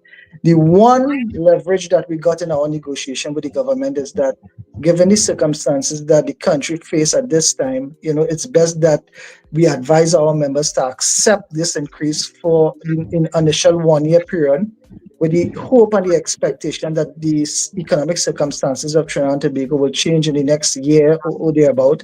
And then we could revisit the framework for gas prices, because initially they were saying take 3 years. And then with our negotiation, they said, well, all right, they will accept companies willing to negotiate for a 1 year period. And then we would relook at it when the economic geopolitical situation changes somewhat and the circumstances might be able to allow for one of the negotiated positions that we put on the table, be it a phasing, a softer landing, adjustments as we go along to get incremental levels of the 70%. Even we spoke about the fact that, listen, if you want to peg the price to the gas price that you peg in the budget, let's do that. That makes sense. You're pegging the gas price in the budget at $4. You want to move from $3 to $5.25. We had significant discussions about possible scenarios. ANSA probably felt that maybe they could have done it differently, and maybe they can. I mean, it's ANSA McCall, and I'm looking forward to ANSA McCall probably making some leeway that we couldn't have, because I'm almost certain that if they do, the manufacturing community in Trinidad and Tobago across the board will benefit. So, it's a win for one, it's a win for all. And unfortunately, we couldn't get a win that we would have liked in this particular situation. But ANSA may remain a significant player in Trinidad and Tobago, and the TTMA and myself, we're going to continue as best as we can to try to work with them, and hopefully they will probably come around and work with us again to ensure that we do all that we can to create that enabling environment for the non-energy manufacturing sector in Trinidad and Tobago. Yeah, but I know ANSA McCall said that they signed it under duress, because of course it seemed, and I would have said it yesterday, it seemed a little kind of arrogant and condescending from the government's point of view, especially from NGC's point of view. It came across that way to us looking on in terms of the regular population. It came across very high-handed, take it or leave it, basically. That's how it came across. But it's one of the additional things affecting business in Trinidad and Tobago out of this current administration, because you have the increase in electricity, you have the increase in customs duties, you have the increase in excise duties, etc. So there are a lot of business pressures being applied since this government took office. So is it that the TTMA views this government as being a bit unfriendly to business, or you don't see it that way? No, we don't view. I mean, a lot of the things were on the drawing board to come into effect. It's not what you do, it's probably sometimes how it's done. It seems like everything is compounded at the same time.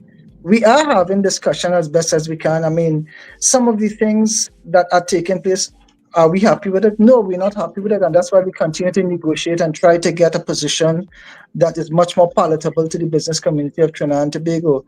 We're going to continue to push the envelope in that regard.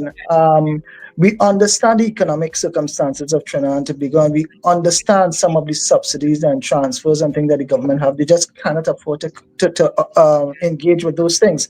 But at the same time, we are being asked to diversify the economy, move away from the reliance on oil and gas. And the one proven sector that could do that is the non-energy manufacturing. Everyone knows, the statistics is there to show that within the last 5 years, the non-energy manufacturing sector it is responsible for the growth that we have achieved, as little as it was over the last 5 years, be it just over 1% or 1% or thereabout. I mean, depending on who you ask, the statistic vary.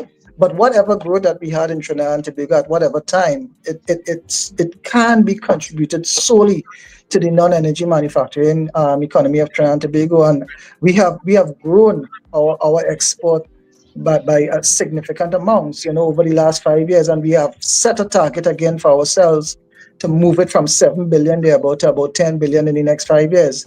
So I'm saying all that to say, I'm almost certain that those in authority will recognize that you cannot continue to, I'm using the word loosely, tax the compliant that already being taxed to a level of prosperity for the country. You need to help the non-energy manufacturing sector create that enabling environment for us to prosper and grow, because when we do, and if we make more profits, the government benefits from the process by corporation tax.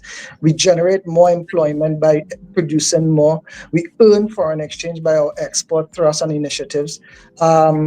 But we are not saying that we should not pay our fair amount, but everything has to be done in tandem with the economic development, diversification, and thrust to move Trinidad and Tobago forward. But are you optimistic? Just one more question, Amanda, before you come in. Are you optimistic that the government is facilitating the kind of growth that you're suggesting?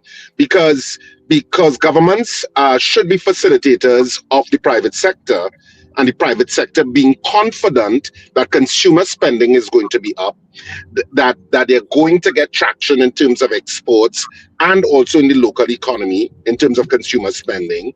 Are you confident that the government is taking the right approach to encourage that kind of business investment?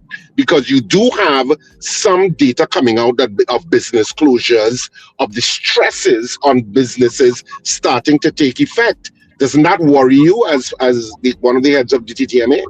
Well, let me answer the question in two different ways. First of all, I have to be optimistic that something will happen, because if we are not, then we saying that we are doomed, and I don't want to believe that we are doomed. So I have to be optimistic that the government will recognize the need to create that enabling environment that you're speaking about, to be that facilitator. There are some good projects on the pipeline. We're talking about the vitalization project and all these different things, but those things speak to medium to long-term returns. We need to see some now. And that is that if you were to ask me what the greatest challenge is today, is that we're not actually seeing the now, the present, the tomorrow for the non-energy manufacturing, the facilitation, the enabling environment now.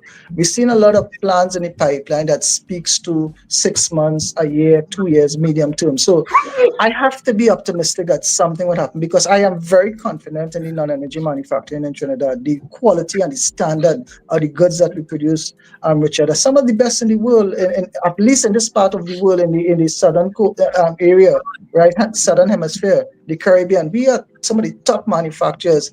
We have producers and manufacturers who export to over 80 countries in the world. We have the Angosturas and the Associated Brands and the Bermudas Group.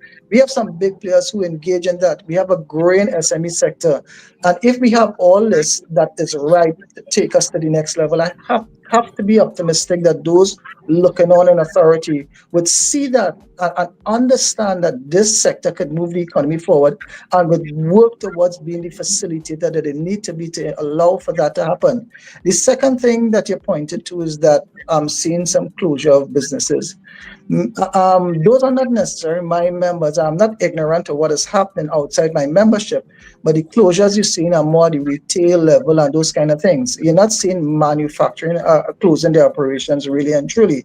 As a matter of fact, I'm seeing some manufacturers are seeking to invest with the objective to start exporting more. I've seen a lot of the SMEs. I came back from China on a trade mission with a buying mission, where people went there to buy machinery and equipment to upscale, to build capacity, to grow their manufacturing capabilities to export. So all these things that I'm seeing within the bowels of the TTMA give me reasons to be optimistic. I just hope that those in authority, and I can't speak to them, but I'm hoping that those in authority will see what I'm speaking to and create the enabling environment to allow the manufacturing to continue to grow and survive. But we will survive, huh? Yeah, Dr. Ramdeen, my apologies because I'm very sinusy this morning. So every now and then I'm taking off my camera. Do you subscribe to the view that certain businesses are being targeted by this government, more specifically the Answer Macal Group? Because we have heard the terms, that some of the terms being used to describe 1% and so on. Do you believe that they're being targeted? No, I mean the government, those in authority, I want to say those in authority, because not always the government is NDC and other people making decisions, I guess, for the government. But it's not to say company A, you're made to face this tax, or company B, you're made. What they're doing is what we call MFN, is on a across the board, right? For everyone to face that. So I from where I sit, I can't see no one company. If you ask me the question differently, that in non-energy manufacturing is being targeted, I might just say probably we are as the, but no, I'm not seeing no one company. I'm not seeing no measure target at any one company. I mean, again, I do sympathize with the government having to juggle a number of different things. The economic circumstances are not necessarily the greatest. And sometimes you may think that you're doing things to raise revenue in a particular way to do things, but not understanding the dire consequences it could have. Because in one instance, you may think you're getting A, B, and C in terms of revenue from a measure, but on the other hand, the revenue that you would have otherwise got from, if companies are making less profit, it means less corporation tax. So if you're doing something on one end to create some difficulties to curtail profits or curtail, production and outputs and that kind of thing, and you would have otherwise gotten those revenues in corporation tax, 25-30% of the tax on the profit you would have collected, and you're not making that amount. So something, it needs for some really strategic thinking when you're introducing policies. Yeah. Well, by your own admission, and I think by us on our understanding, ANSA is in fact the largest manufacturer company that we have in Trinidad and Tobago. ANSA is a conglomerate. They have companies within the ANSA, right? So right, as a conglomerate, yeah. Right, as a conglomerate, they're probably employing more people. Second largest employer in the country in terms of their conglomerate. So that's why I was kind of juxtaposing that against the fact that they may but the policy wasn't made for ANSA. So if we put it in that kind of context, it's not. So it's not others were excluded and it was targeted to ANSA. It's not a situation like that at all. It's all the LIC members of the TTMA. It's about 70 of them who use gas, and it impacts each one differently. So ANSA specifically the glass making factory of ANSA Carib Glass, they would have been hit because it's the contribution of gas towards the production process, the cost of producing, right? And the glass manufacturing arm of ANSA the Carib Glass, they are the ones. The challenge with that is not so much only ANSA would have faced the hit. Think about a lot of the SMEs that use the glass bottles. So whereas you think that you, Richard, or whatever the case may be, who making your sauces and your pepper sauce and your jams and your jelly and your juice, and you use the glass, ANSA may not absorb that cost, they might pass it on. So the policymakers may say, okay, this may affect only these 72 odd companies who are in the LIC sector, without understanding the deleterious impact it could have on the SMEs who use the glass bottles from ANSA to make their product. And I can tell you, we've done some research into them, but there's over 100 companies in Trinidad and Tobago use the glass bottles from ANSA as an intermediary product into the manufacturing process downstream, so that is the real challenge. So ANSA is one of the big players in the LIC sector. Trinidad Tissues, the Bermudas Group to a lesser extent. TCL is another one who uses a lot of gas in the cost in their manufacturing process. So these are the ones that would have been hit harder. Others would have harder impact as well, but not as much as those companies. So others, the percentage vary. It can move from 2, 3, 4, 5% thereabout.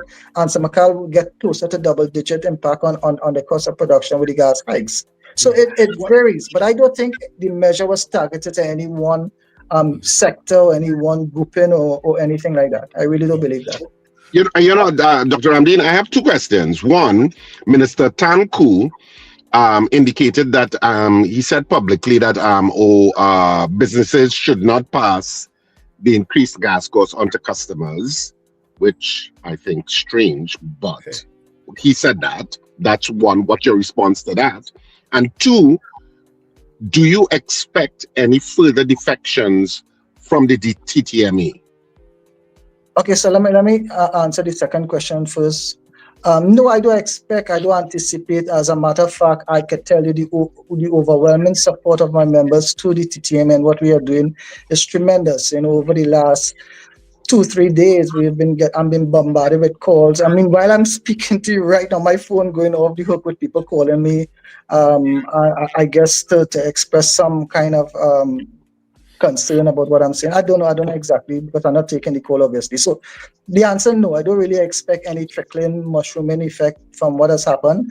And I'm really optimistic. If you ask me, that would come back up optimistic, that ANSA will reflect on what happened, and at some point in time, the minds could sit down around a table and we could have a conversation, because Answer McCall group of companies are very, very important to Trinidad and Tobago and to the TTMA.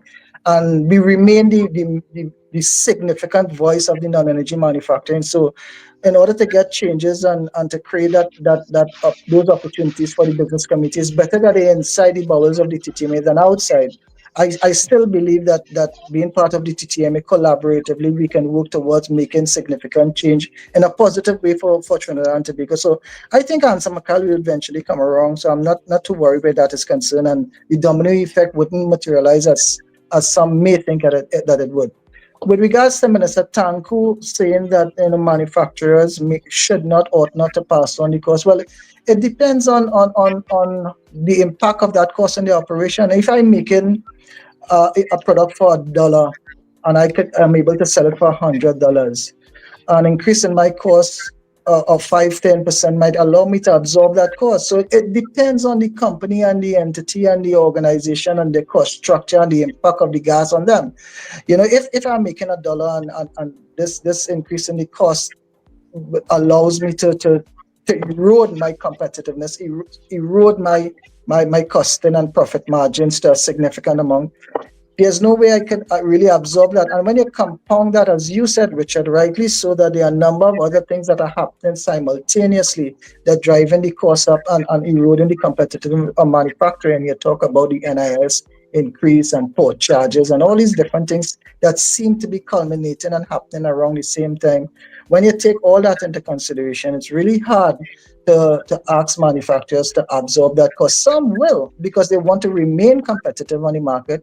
Some will because they can't afford to increase their prices when they're exporting, because their competitors, they're competing with international players who are finding ways to bring down the costs. While we in Trinidad, we are doing things exogenously outside the realms of our factory space, that is, to drive up costs. I always say in Trinidad and Tobago, we can produce goods at the factory gate very, very efficiently and cost effective. What happens between the factory gate and the retail outlet drives the cost up, and some things that we may not even think that could drive the cost up. For example, traffic on the road. You might say, well, how that could drive costs up? 10, 15, probably 15, 20 years ago, you could have moved 4 or 5 containers from Arima Industrial Estate to the Port of Spain. Now, if you could move 1 or 2, given the traffic, that is some level of inefficiency. It's crime. The supermarket, I did a survey with the supermarket some years ago, and they told me that on the average, they would have expended between 20,000 to 25,000 on security per month on a supermarket. Today, it's about 70 to 100,000, depending on the supermarket, because you had to spend on camera system, theft, cyber security, night shift, dog security, gun security, all kind of different things, and that is driving the cost up. It's difficult for some companies to carry that cost. So I think inevitably you're going to see some companies, passing on the cost. But can I say it will be a linear rate across the board? No, I don't think so. As I said, some companies might be able to absorb it, and some companies will have to absorb it if they want to remain competitive, and especially when you're exporting, or if it's a very competitive environment in Trinidad and Tobago relative to imports. For example, if I'm selling a tulum and somebody's importing a tulum and my margins are relatively small, I don't want to lose shelf space. So I have to manage that costing as best as I can. So there are a number of economic factors that have to go inside. It's not just everybody would absorb it or everybody would not absorb it. There are a number of factors that need to be taken into consideration before you make those decisions. All right. Just one final question as we close up the interview, Dr. Ramdeen. Is Trinidad and Tobago at risk of losing some of their manufacturing or business capacity to Guyana? No, not at all. Guyana is, with all due respect to Guyana has a lot of wealth under the ground, and it's going to take some time for them to monetize that. That's the first question. And because you have this wealth in hand doesn't necessarily mean you can build capacity overnight.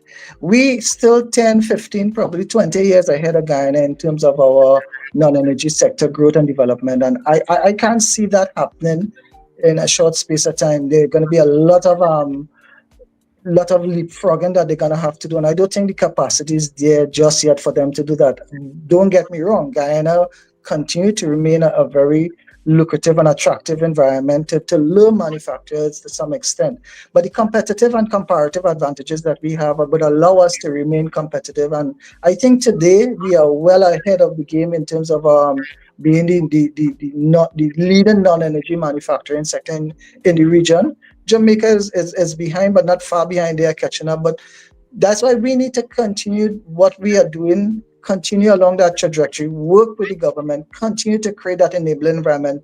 And Richard and Wendell, the government has recognized, this government, all governments they would have recognized the need to support the non-energy manufacturing sector, because if we don't, we can't continue to put all our eggs in the energy basket. We have challenges with international prices. We have challenges with production.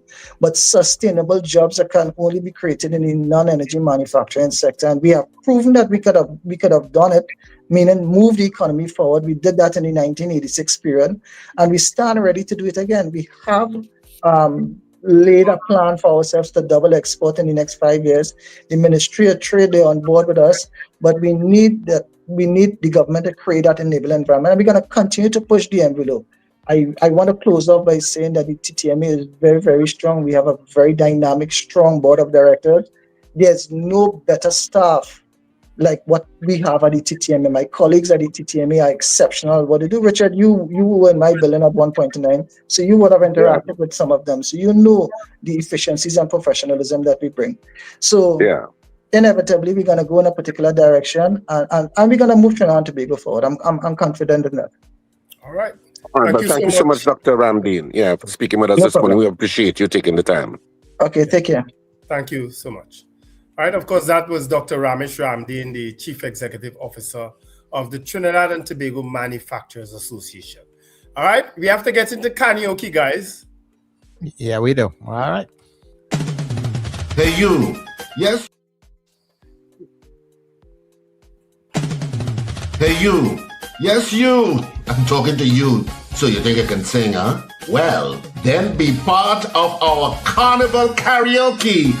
You know what? I don't like that name. Let's call it Carnival Karaoke. Carnival Karaoke. We'll call it karaoke. Yeah, so you can be part of our Carnival Karaoke on the Breakfast Show on New Era TT Radio. Yep, it's happening Monday to Friday at 7:50 a.m. starting Monday the 19th of January, and all you have to do is sing a verse and a chorus of your favorite calypso, soca, chutney, old or new. Just sing it good, and you could be our karaoke singer, our champion for 2026. We're taking 2 contestants every day, and we're choosing one winner whose name will go into the championship box. And on Carnival Friday, the 13th of February, we'll have a grand draw for the karaoke champion of the Breakfast Show. The first ever prizes. Well, don't worry about that. You'll get something. Just come and sing and be part of our Carnival Karaoke on the Breakfast Show and New Era TT Radio. Sing, the man, sing.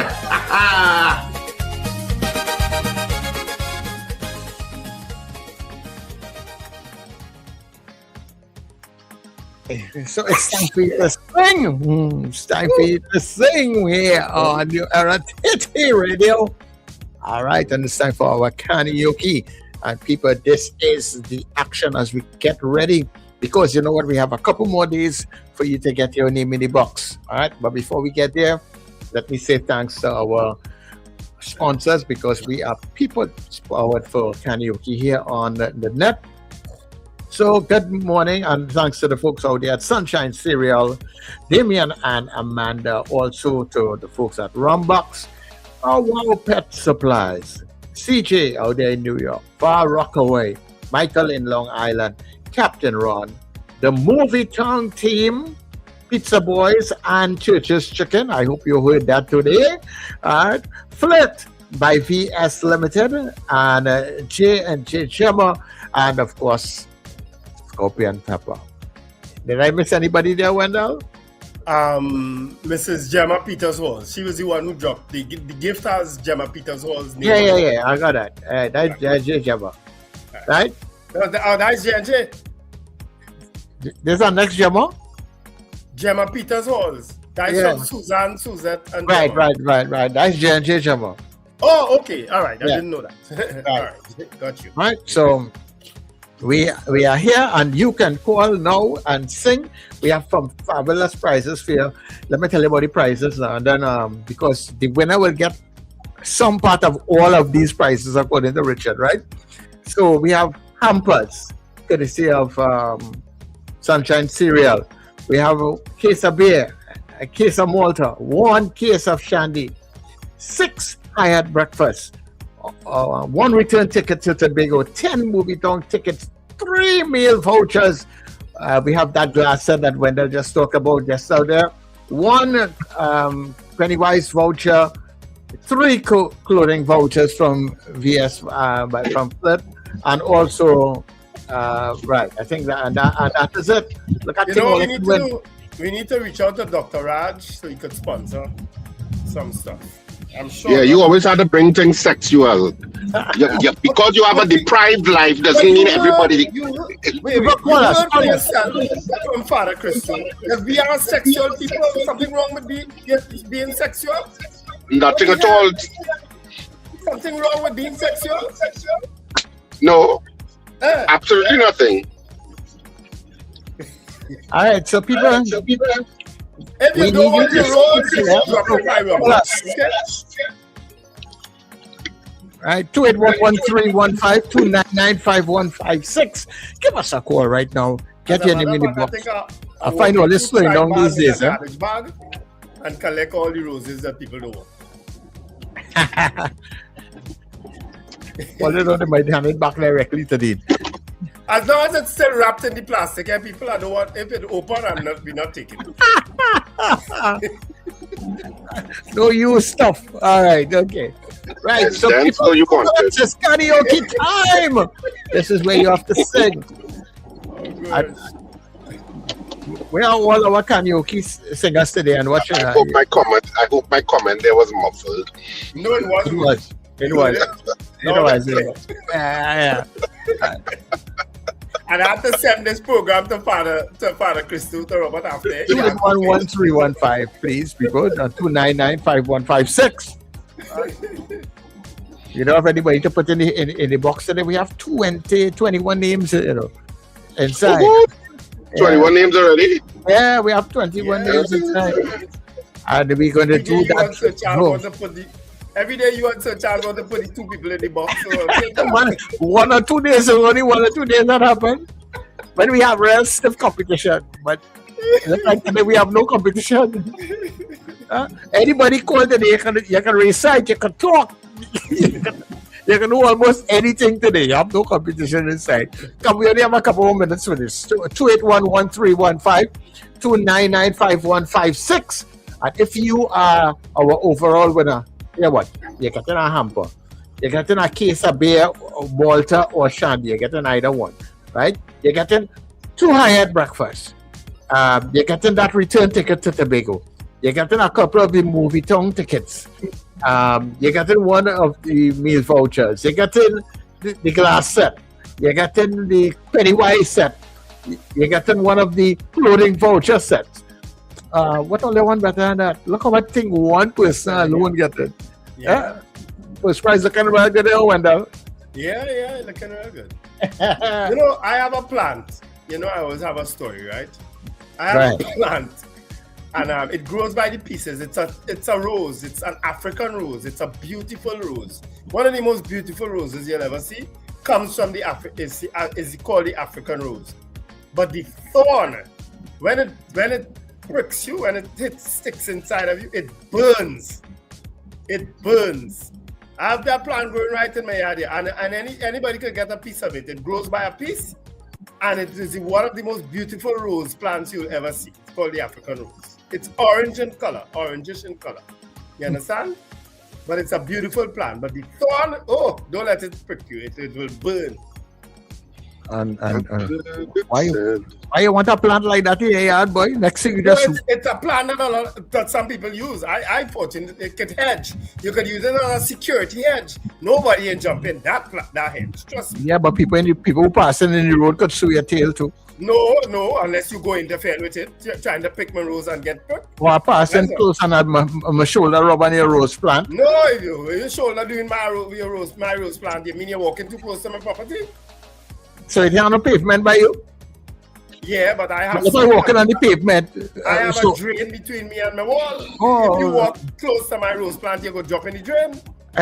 Well, in a situation like that, yeah, but for people who may not have a drain or anything, you put rose plant on somebody passing, hey... No, but Google it. It's African rose. You know where I have it? Down in front of the boys in Carnage. There's a whole hedge in front of the boys in Carnage with that rose plant. That's the only place I've seen it in abundance.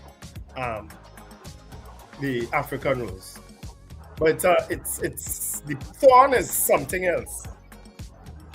All right, well, we had nobody calling to sing today, so nobody goes into the box. I tell you, people just freeze up. Maybe after when we come back from the news, they'll come up. Somebody will come up. When you reset the lines again. Yeah. All right. Okay. So, folks, we're going for the news, and when we come back, we will still give you an opportunity to compete in karaoke if you want, right?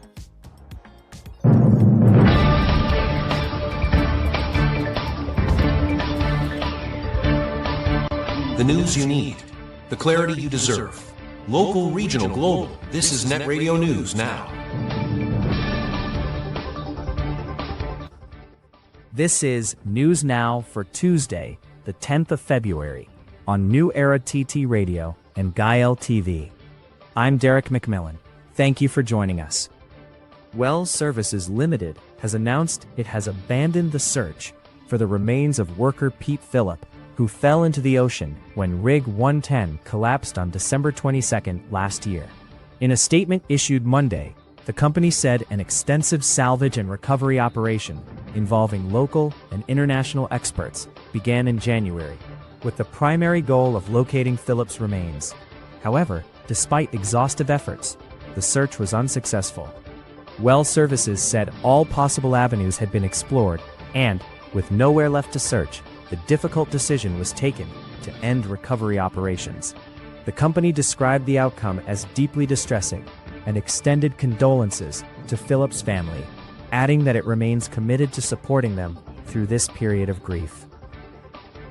The government says its immediate priority is fixing the inter-island ferry service between Trinidad and Tobago, even as plans for a wider regional ferry system remain on the table. Speaking at a news conference on Sunday, Minister of Works and Infrastructure Geraldine John said restoring a reliable sea bridge between the two islands comes first.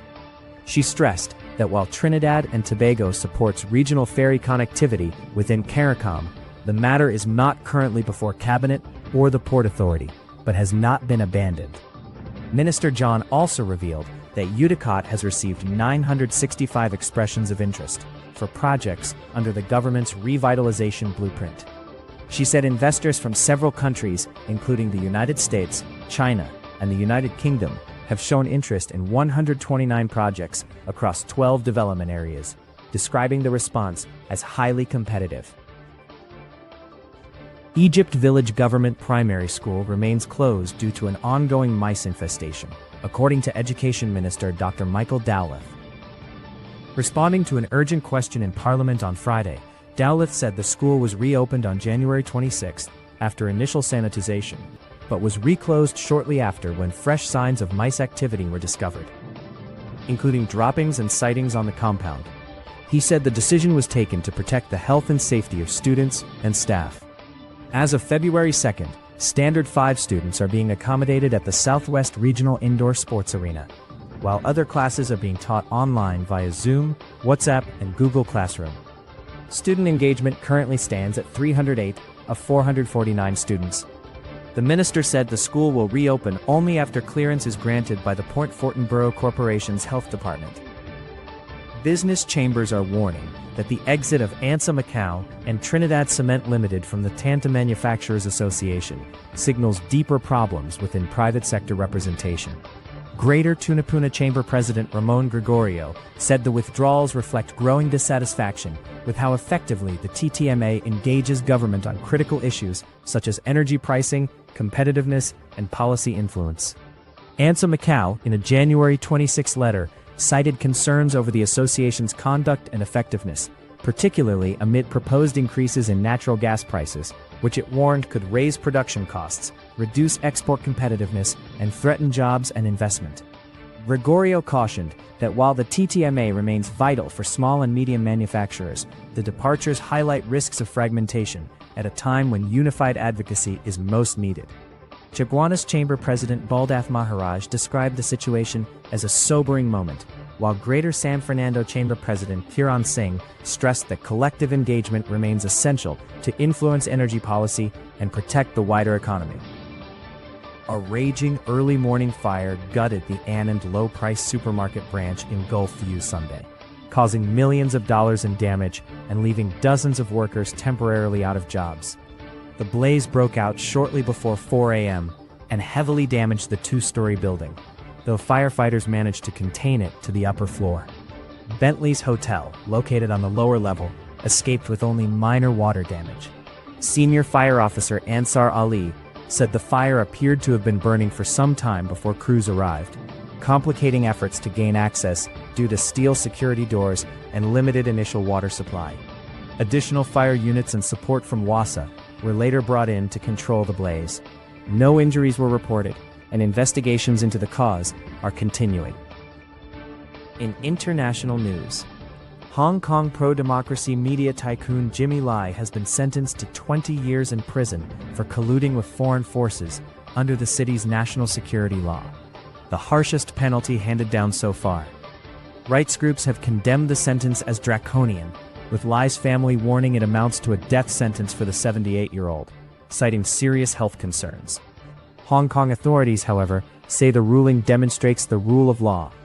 Lai, founder of the now-defunct Apple Daily, has denied the charges, insisting he was defending press freedom and democratic values. His case has sparked renewed international criticism of China's crackdown on dissent in Hong Kong.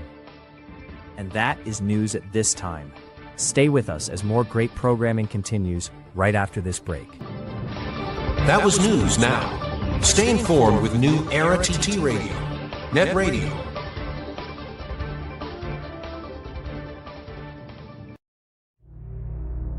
Join me, Brother David Muhammad, every Tuesday from 6 p.m. to 8 p.m. here on New Era TT Radio, Net Radio, Powerful Radio. Join me to hear knowledge, wisdom, and understanding. Tuesdays, 6 p.m. to 8 p.m. here on New Era TT Radio, Net Radio. Jump into savings at Furniture Plus. Enjoy up to 40% off in-store and online. Find amazing deals on furniture, appliances, mattresses, and more. Plus extra discounts on credit plans and free gifts with select purchases. Save more at Furniture Plus today. Platinum Carnival is the official road party band. Carnival 2026. 2 days of non-stop vibes and energy. Premium all-inclusive. No long stops. $1,500 per day. Register free. Pay later. The road is the venue. Platinum Carnival, Monokini, food, music truck, drinks for only $1,500 per day. Register free. Sign up at TTMcarnival.com. Platinum Carnival, powered by Mass Man Company and JT Minutes. Follow at Platinum Carnival on social media for more info. Can you do me a favor? Pick up something and win. Advertise with us on New Era TT Radio, the fastest growing streaming platform for talk in Trinidad and Tobago. Audio and video ads welcome. Elevate your brand with us. Connect with us at newerattradio@yahoo.com or call us at 299-5156. Now what are you waiting for?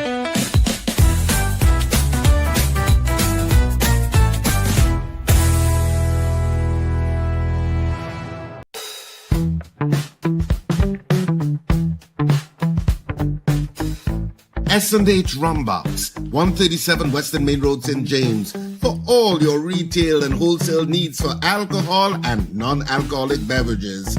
Call us at 686-0599 or visit us at 137 Western Main Road, St. James. S&H Rumbox, drinking out of the box. Hey, you. Yes, you. I'm talking to you. So you think you can sing, huh? Well, then be part of our Carnival Karaoke. You know what? I don't like that name. Let's call it Carnival Karaoke. Carnival Karaoke. We'll call it Karaoke. Yeah, so you can be part of our Carnival Karaoke on the Breakfast Show on New Era TT Radio. Yep, it's happening Monday to Friday at 7:50 a.m. starting Monday the 19th of January, and all you have to do is sing a verse and a chorus of your favorite calypso, soca, chutney, old or new.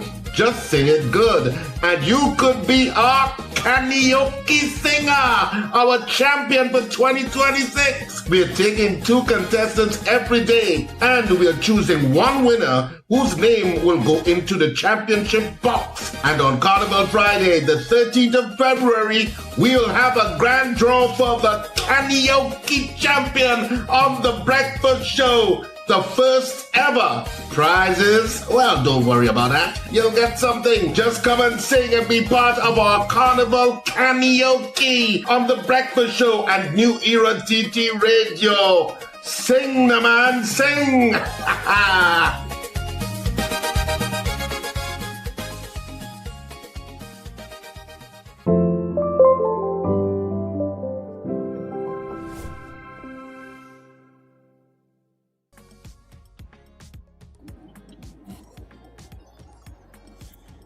All right, everybody. So we are back inside of the final session here on New Era TT Radio and Gaia TV for the breakfast show for today, Tuesday.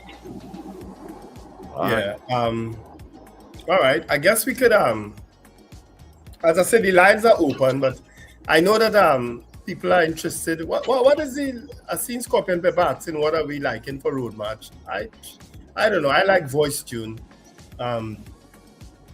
But it doesn't matter to me at the end of the day. But maybe on Friday, guys, we could. No, well, Friday we have the competition.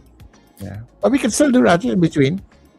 Yeah, now saying we could find out what people like. Maybe we could do it tomorrow.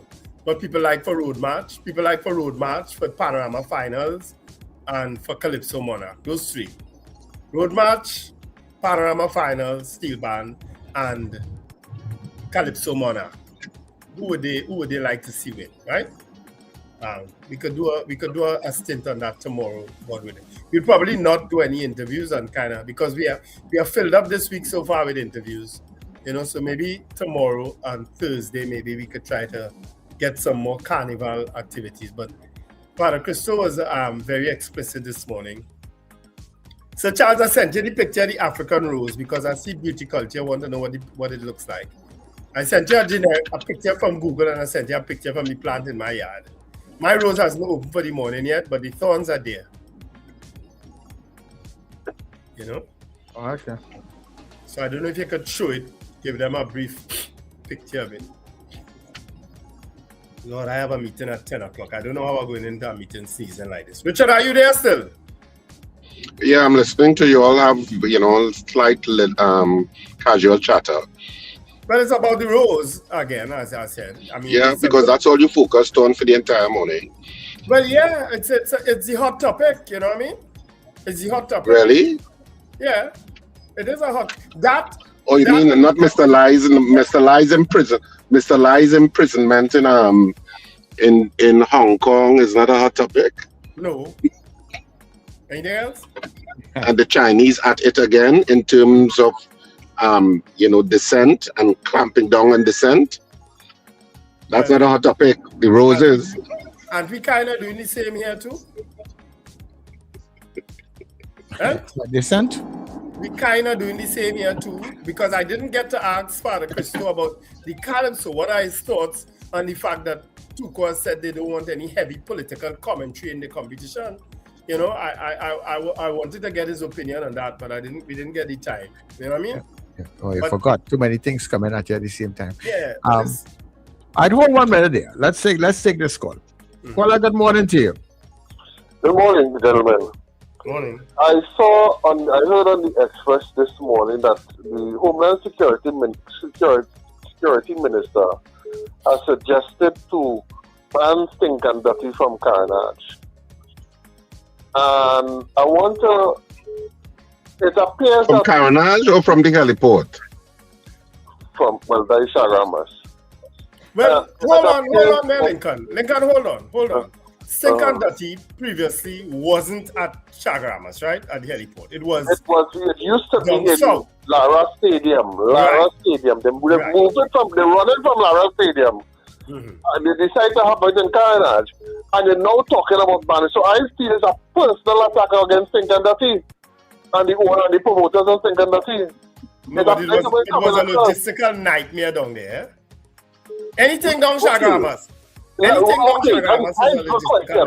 event does it have down Carnage does not be a logistical nightmare. That's what I just said. Well, because we were supposed to build a causeway. Since under Patrick Manning's regime, there was a plan for a causeway to ease the traffic situation in Western Trinidad. Has that been done? No. Wendell, you take the wind out of my sails, because here's what I was saying. Here's what the contribution I called to make this morning. Rather than us having the conversation of, hey, we see a problem, we recognize there's a problem in Shagamas, we would now be going to doing a feasibility study of maybe building a second route to Carnage for these events. We will now be doing a feasibility study to use one of the ferries from San Fernando to Port of Spain to provide a Carnage route for events. You will park your car in the parkade, so the government will get some revenue, and you will pay for the ferry to go down shelf. Instead of alternate solutions to the problem, here what we go do: ban the fets. Yeah, well, I am hoping, and I really don't believe that is the way what he means, because he can't ban the fet. So Charles, you see this hole that your head does possibly be in, where people say things, and you just come and say, well, I don't feel it's that. Well, what do you want me to say? Lincoln, you don't want me to have an opinion just like you have yours. I don't want you to hear facts and spirit to something else. The man said, ban the fet from Carnage. How you gonna say you don't feel he didn't mean that? Ban the fet from Carnage doesn't mean ban the fet, you know. Oh my God, Sir Charles. Ban the fet from Carnage doesn't mean ban the fet totally, Lincoln. Oh my God. I'm not talking about totally, you know. I'm talking about a solution to any fet that happened in Carnage, because Stink and Dirty doesn't be the only fet that have traffic to get down there. Yeah, but Lincoln, right? You said the man, you sounding like the man said that he was going to ban the fet. Listen to me, Sir Charles. That's what you said. Bayside fet, when it have Red Bull fet, when it used to have insomnia, all those fets just have the traffic. So instead of banning the fets, because it will start off as Stink and Dirty, you know, and it eventually would trickle down to all the fets down the Shagamas. Right? You know, Lincoln, I just see the point you're making, and I agree with you, because you can't talk about one fet when all the other fets have been having issues down there. You're very right. Exactly. Yeah, you're very right. And by my point, we say we short-sighted. We just see one thing, but we don't look at the big picture. Yeah, I agree with that. Lincoln. Yeah. I agree with that. Yeah. All these fets, anything that I have down there has been having problems. I went there insomnia thing once. My God, I said I will never do that again. You understand? Yeah, but he was basically saying that the man was think was it to me, from what I was getting from him, is that the man was targeting the fet to ban the fet, not fets on the whole, you know. I want to play back the tape a little later on to hear what he said. But to me, when he came in, it was sounding like the man was targeting this particular fet to ban that fet. And I don't think he could ban no one fet. No, he can't. But I think what the minister said is that they erred in giving them permission to have that fet down there. That's the impression I got. right? Yeah, but we need to have a proper carnival anything village. Down Carnage. Anything Yeah. down Carnage is an issue. Anything. Because you know why? They cuss Patrick Manning. They say he's a dictator. They say he overheating the economy. They say he's spending money. He only depended on call the heart. And guess what? He changed his mind about doing it. And look what we have today. Hold on a minute there. Wendell, caller, good morning. Good morning, gentlemen. No, Virginia, front and center. Hey, I want to thank you, gentlemen, for having Robert Christo on this morning. And, it's very interesting. I have had exposures to most of the major religions and cultures throughout the world. And you know what came to mind for me listening to the interview? I mean, here is the good father. He's very close to our culture and so on, and we support it. But, you always have the extreme in everything, man. Oh, gosh. And you know what? What come to mind for me is that I had the opportunity to speak to an Islamo-fascist. And I'll tell you something. While I don't endorse or agree with how they want to tell us, the Western world, how to live, and yet they want to be here, one thing, though, is that stuff like this, they teach in their schools and in their cultures to show, hey, the West, don't be like the West. And no wonder we do more things for them to hate us. I mean, come on, put in a rose, if you want to call it that, in the bag. But the next level is that they're going to put something like a toy, and it wouldn't be too far before some... But the rose is a toy. Yeah, the rose is a toy. A different type of toy. That somebody could take that and they will go on the stage. I mean, why? Anyway, no wonder the Islamo fascists hate us. We do more and more because they want to protect their children too. Anyway, you guys have a good day. Take care. Yes, right. Thanks very much. Caller, you could call us back there. All right. Like a plant went out. This is the African rose, people. This is the picture of what an African rose looks like. If you see my picture, I'll kind of give you a view of the thorn. The thorn is a very long thorn, and it burns when it pricks you. You understand? It burns. Yeah. Right? Wow. But it's a beautiful plant. It's one of the most beautiful plants. Well, roses are beautiful, right? But this particular South African rose, it's one of the most beautiful plants I've ever seen. So you all can plant it. It grows by the piece, as I said. Just stick a piece in the ground and trust me, it'll grow. It's beautiful. So when you touch it, it just all these things just stick to your hand or whatever it is. The thorn's very sharp. And when they prick you, it burns, as I say. It burns, but the plant is beautiful. Nobody's gonna interfere with that plant, trust me. And these stones are very visible. Very visible. They're very visible on the plant. Yeah. Okay. There's what is the next one that people just use? The what does call it, boy? The bougainvillea. Yeah, the bougainvillea also has a dangerous stone in it on the stem too. Yeah. Bougainvilleas are used as security hedges too, Yes. Yeah, people plant them as a hedge to secure their property and things. Yeah. Caller, good morning to you.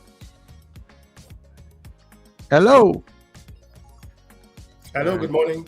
Hello, sir. Arima called me back, Miss Fali. Yeah. But Carnage, and I don't know if there are any more events down there, but there's Insomnia, I think, which is Saturday, right? Into Sunday morning, right? Saturday into Sunday morning. They don't have it, or they call it. I don't know if they still have it, but I know anything really major going on in the whole there that catering for 10 and 12,000 people, you're in trouble. Hello, good morning to you, caller. Good morning, Mr. Charles and Mr. Stephen and Mr. Urchard. Morning. Morning, Mr. Grant. Mr. Grant, how are you doing? Well, boy, I just listened and watching the Carnival season go by, and I just chilling. I only come in town for 2 days.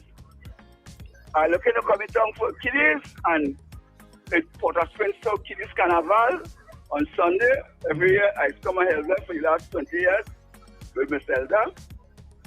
And that. But you see, we're going on with tribe. With tribe and them. They said a monopoly.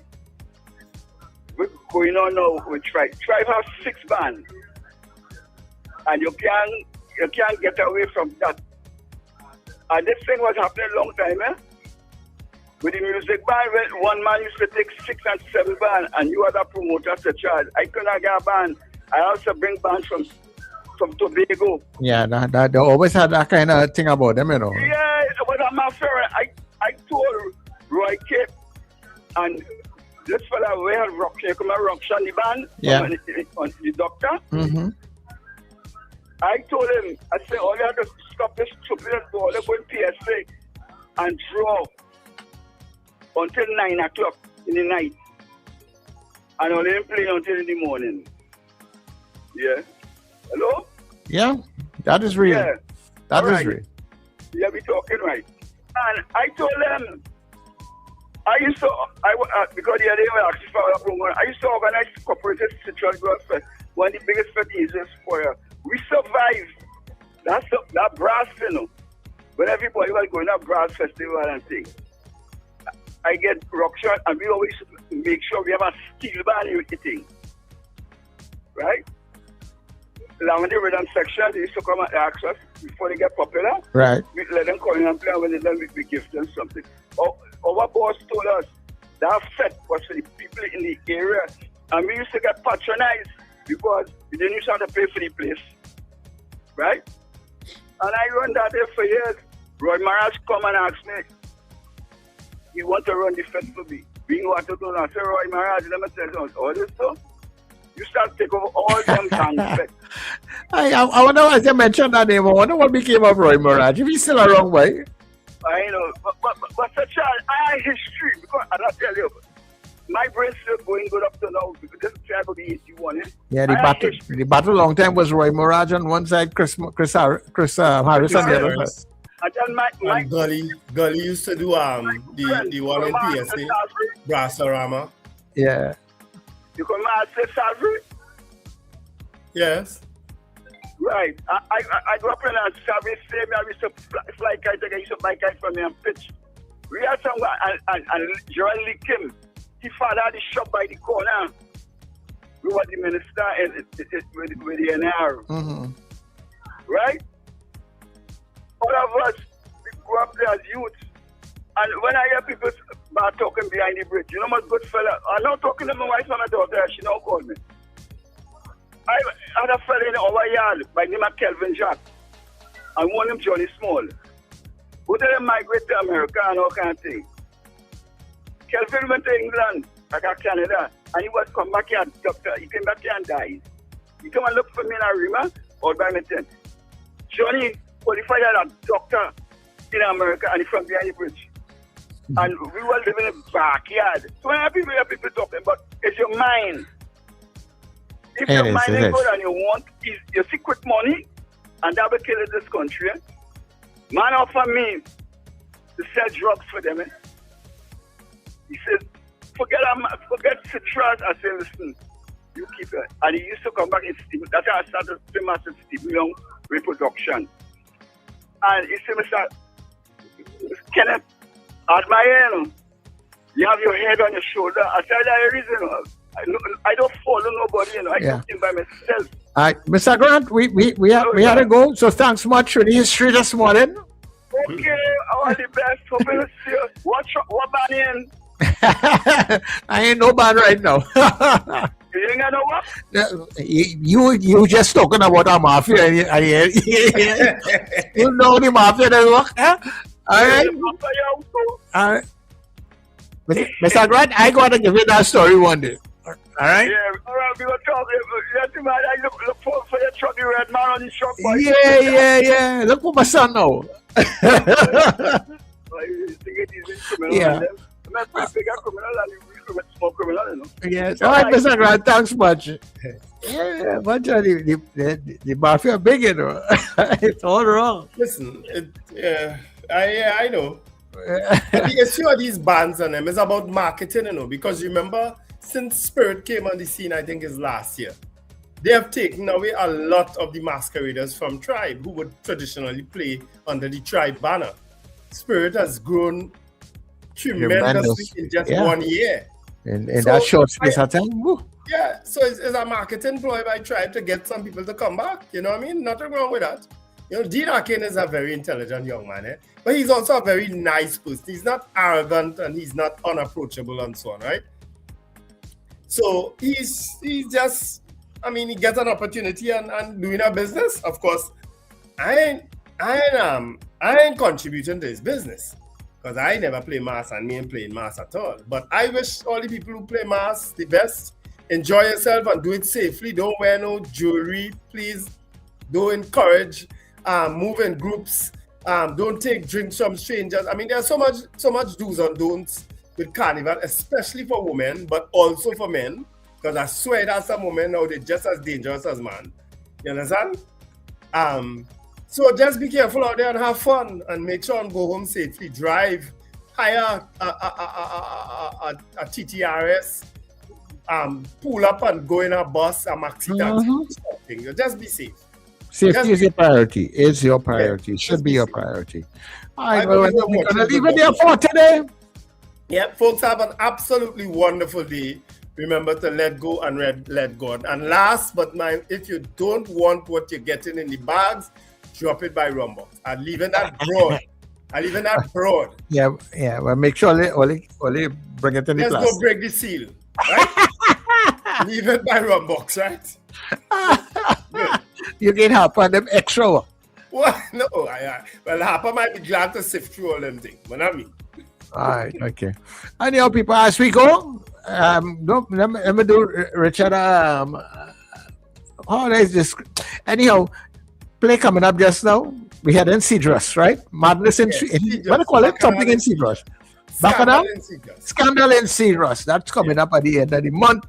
So look out for that. Or go and get all your tickets. I understand the tickets are already on sale. So all the usual regular outlets as always go and buy Richard ticket. Or they make sure they get all the ticket for that scandal that is taking place in Cedrus. Yeah? All right, and of course, tomorrow we join you here on The Breakfast Show. Keep listening to New Era TT Radio. Remember, we have great programming that continues. NewEraTTRadio.com. That is where you can listen to us when we come off of the streams. And New Era TT Radio on TuneIn. Of course, this has been The Breakfast Show. The Breakfast Show. Get up. It's the time to start the day. The Breakfast Show is here. We bring in the soca way. Yeah.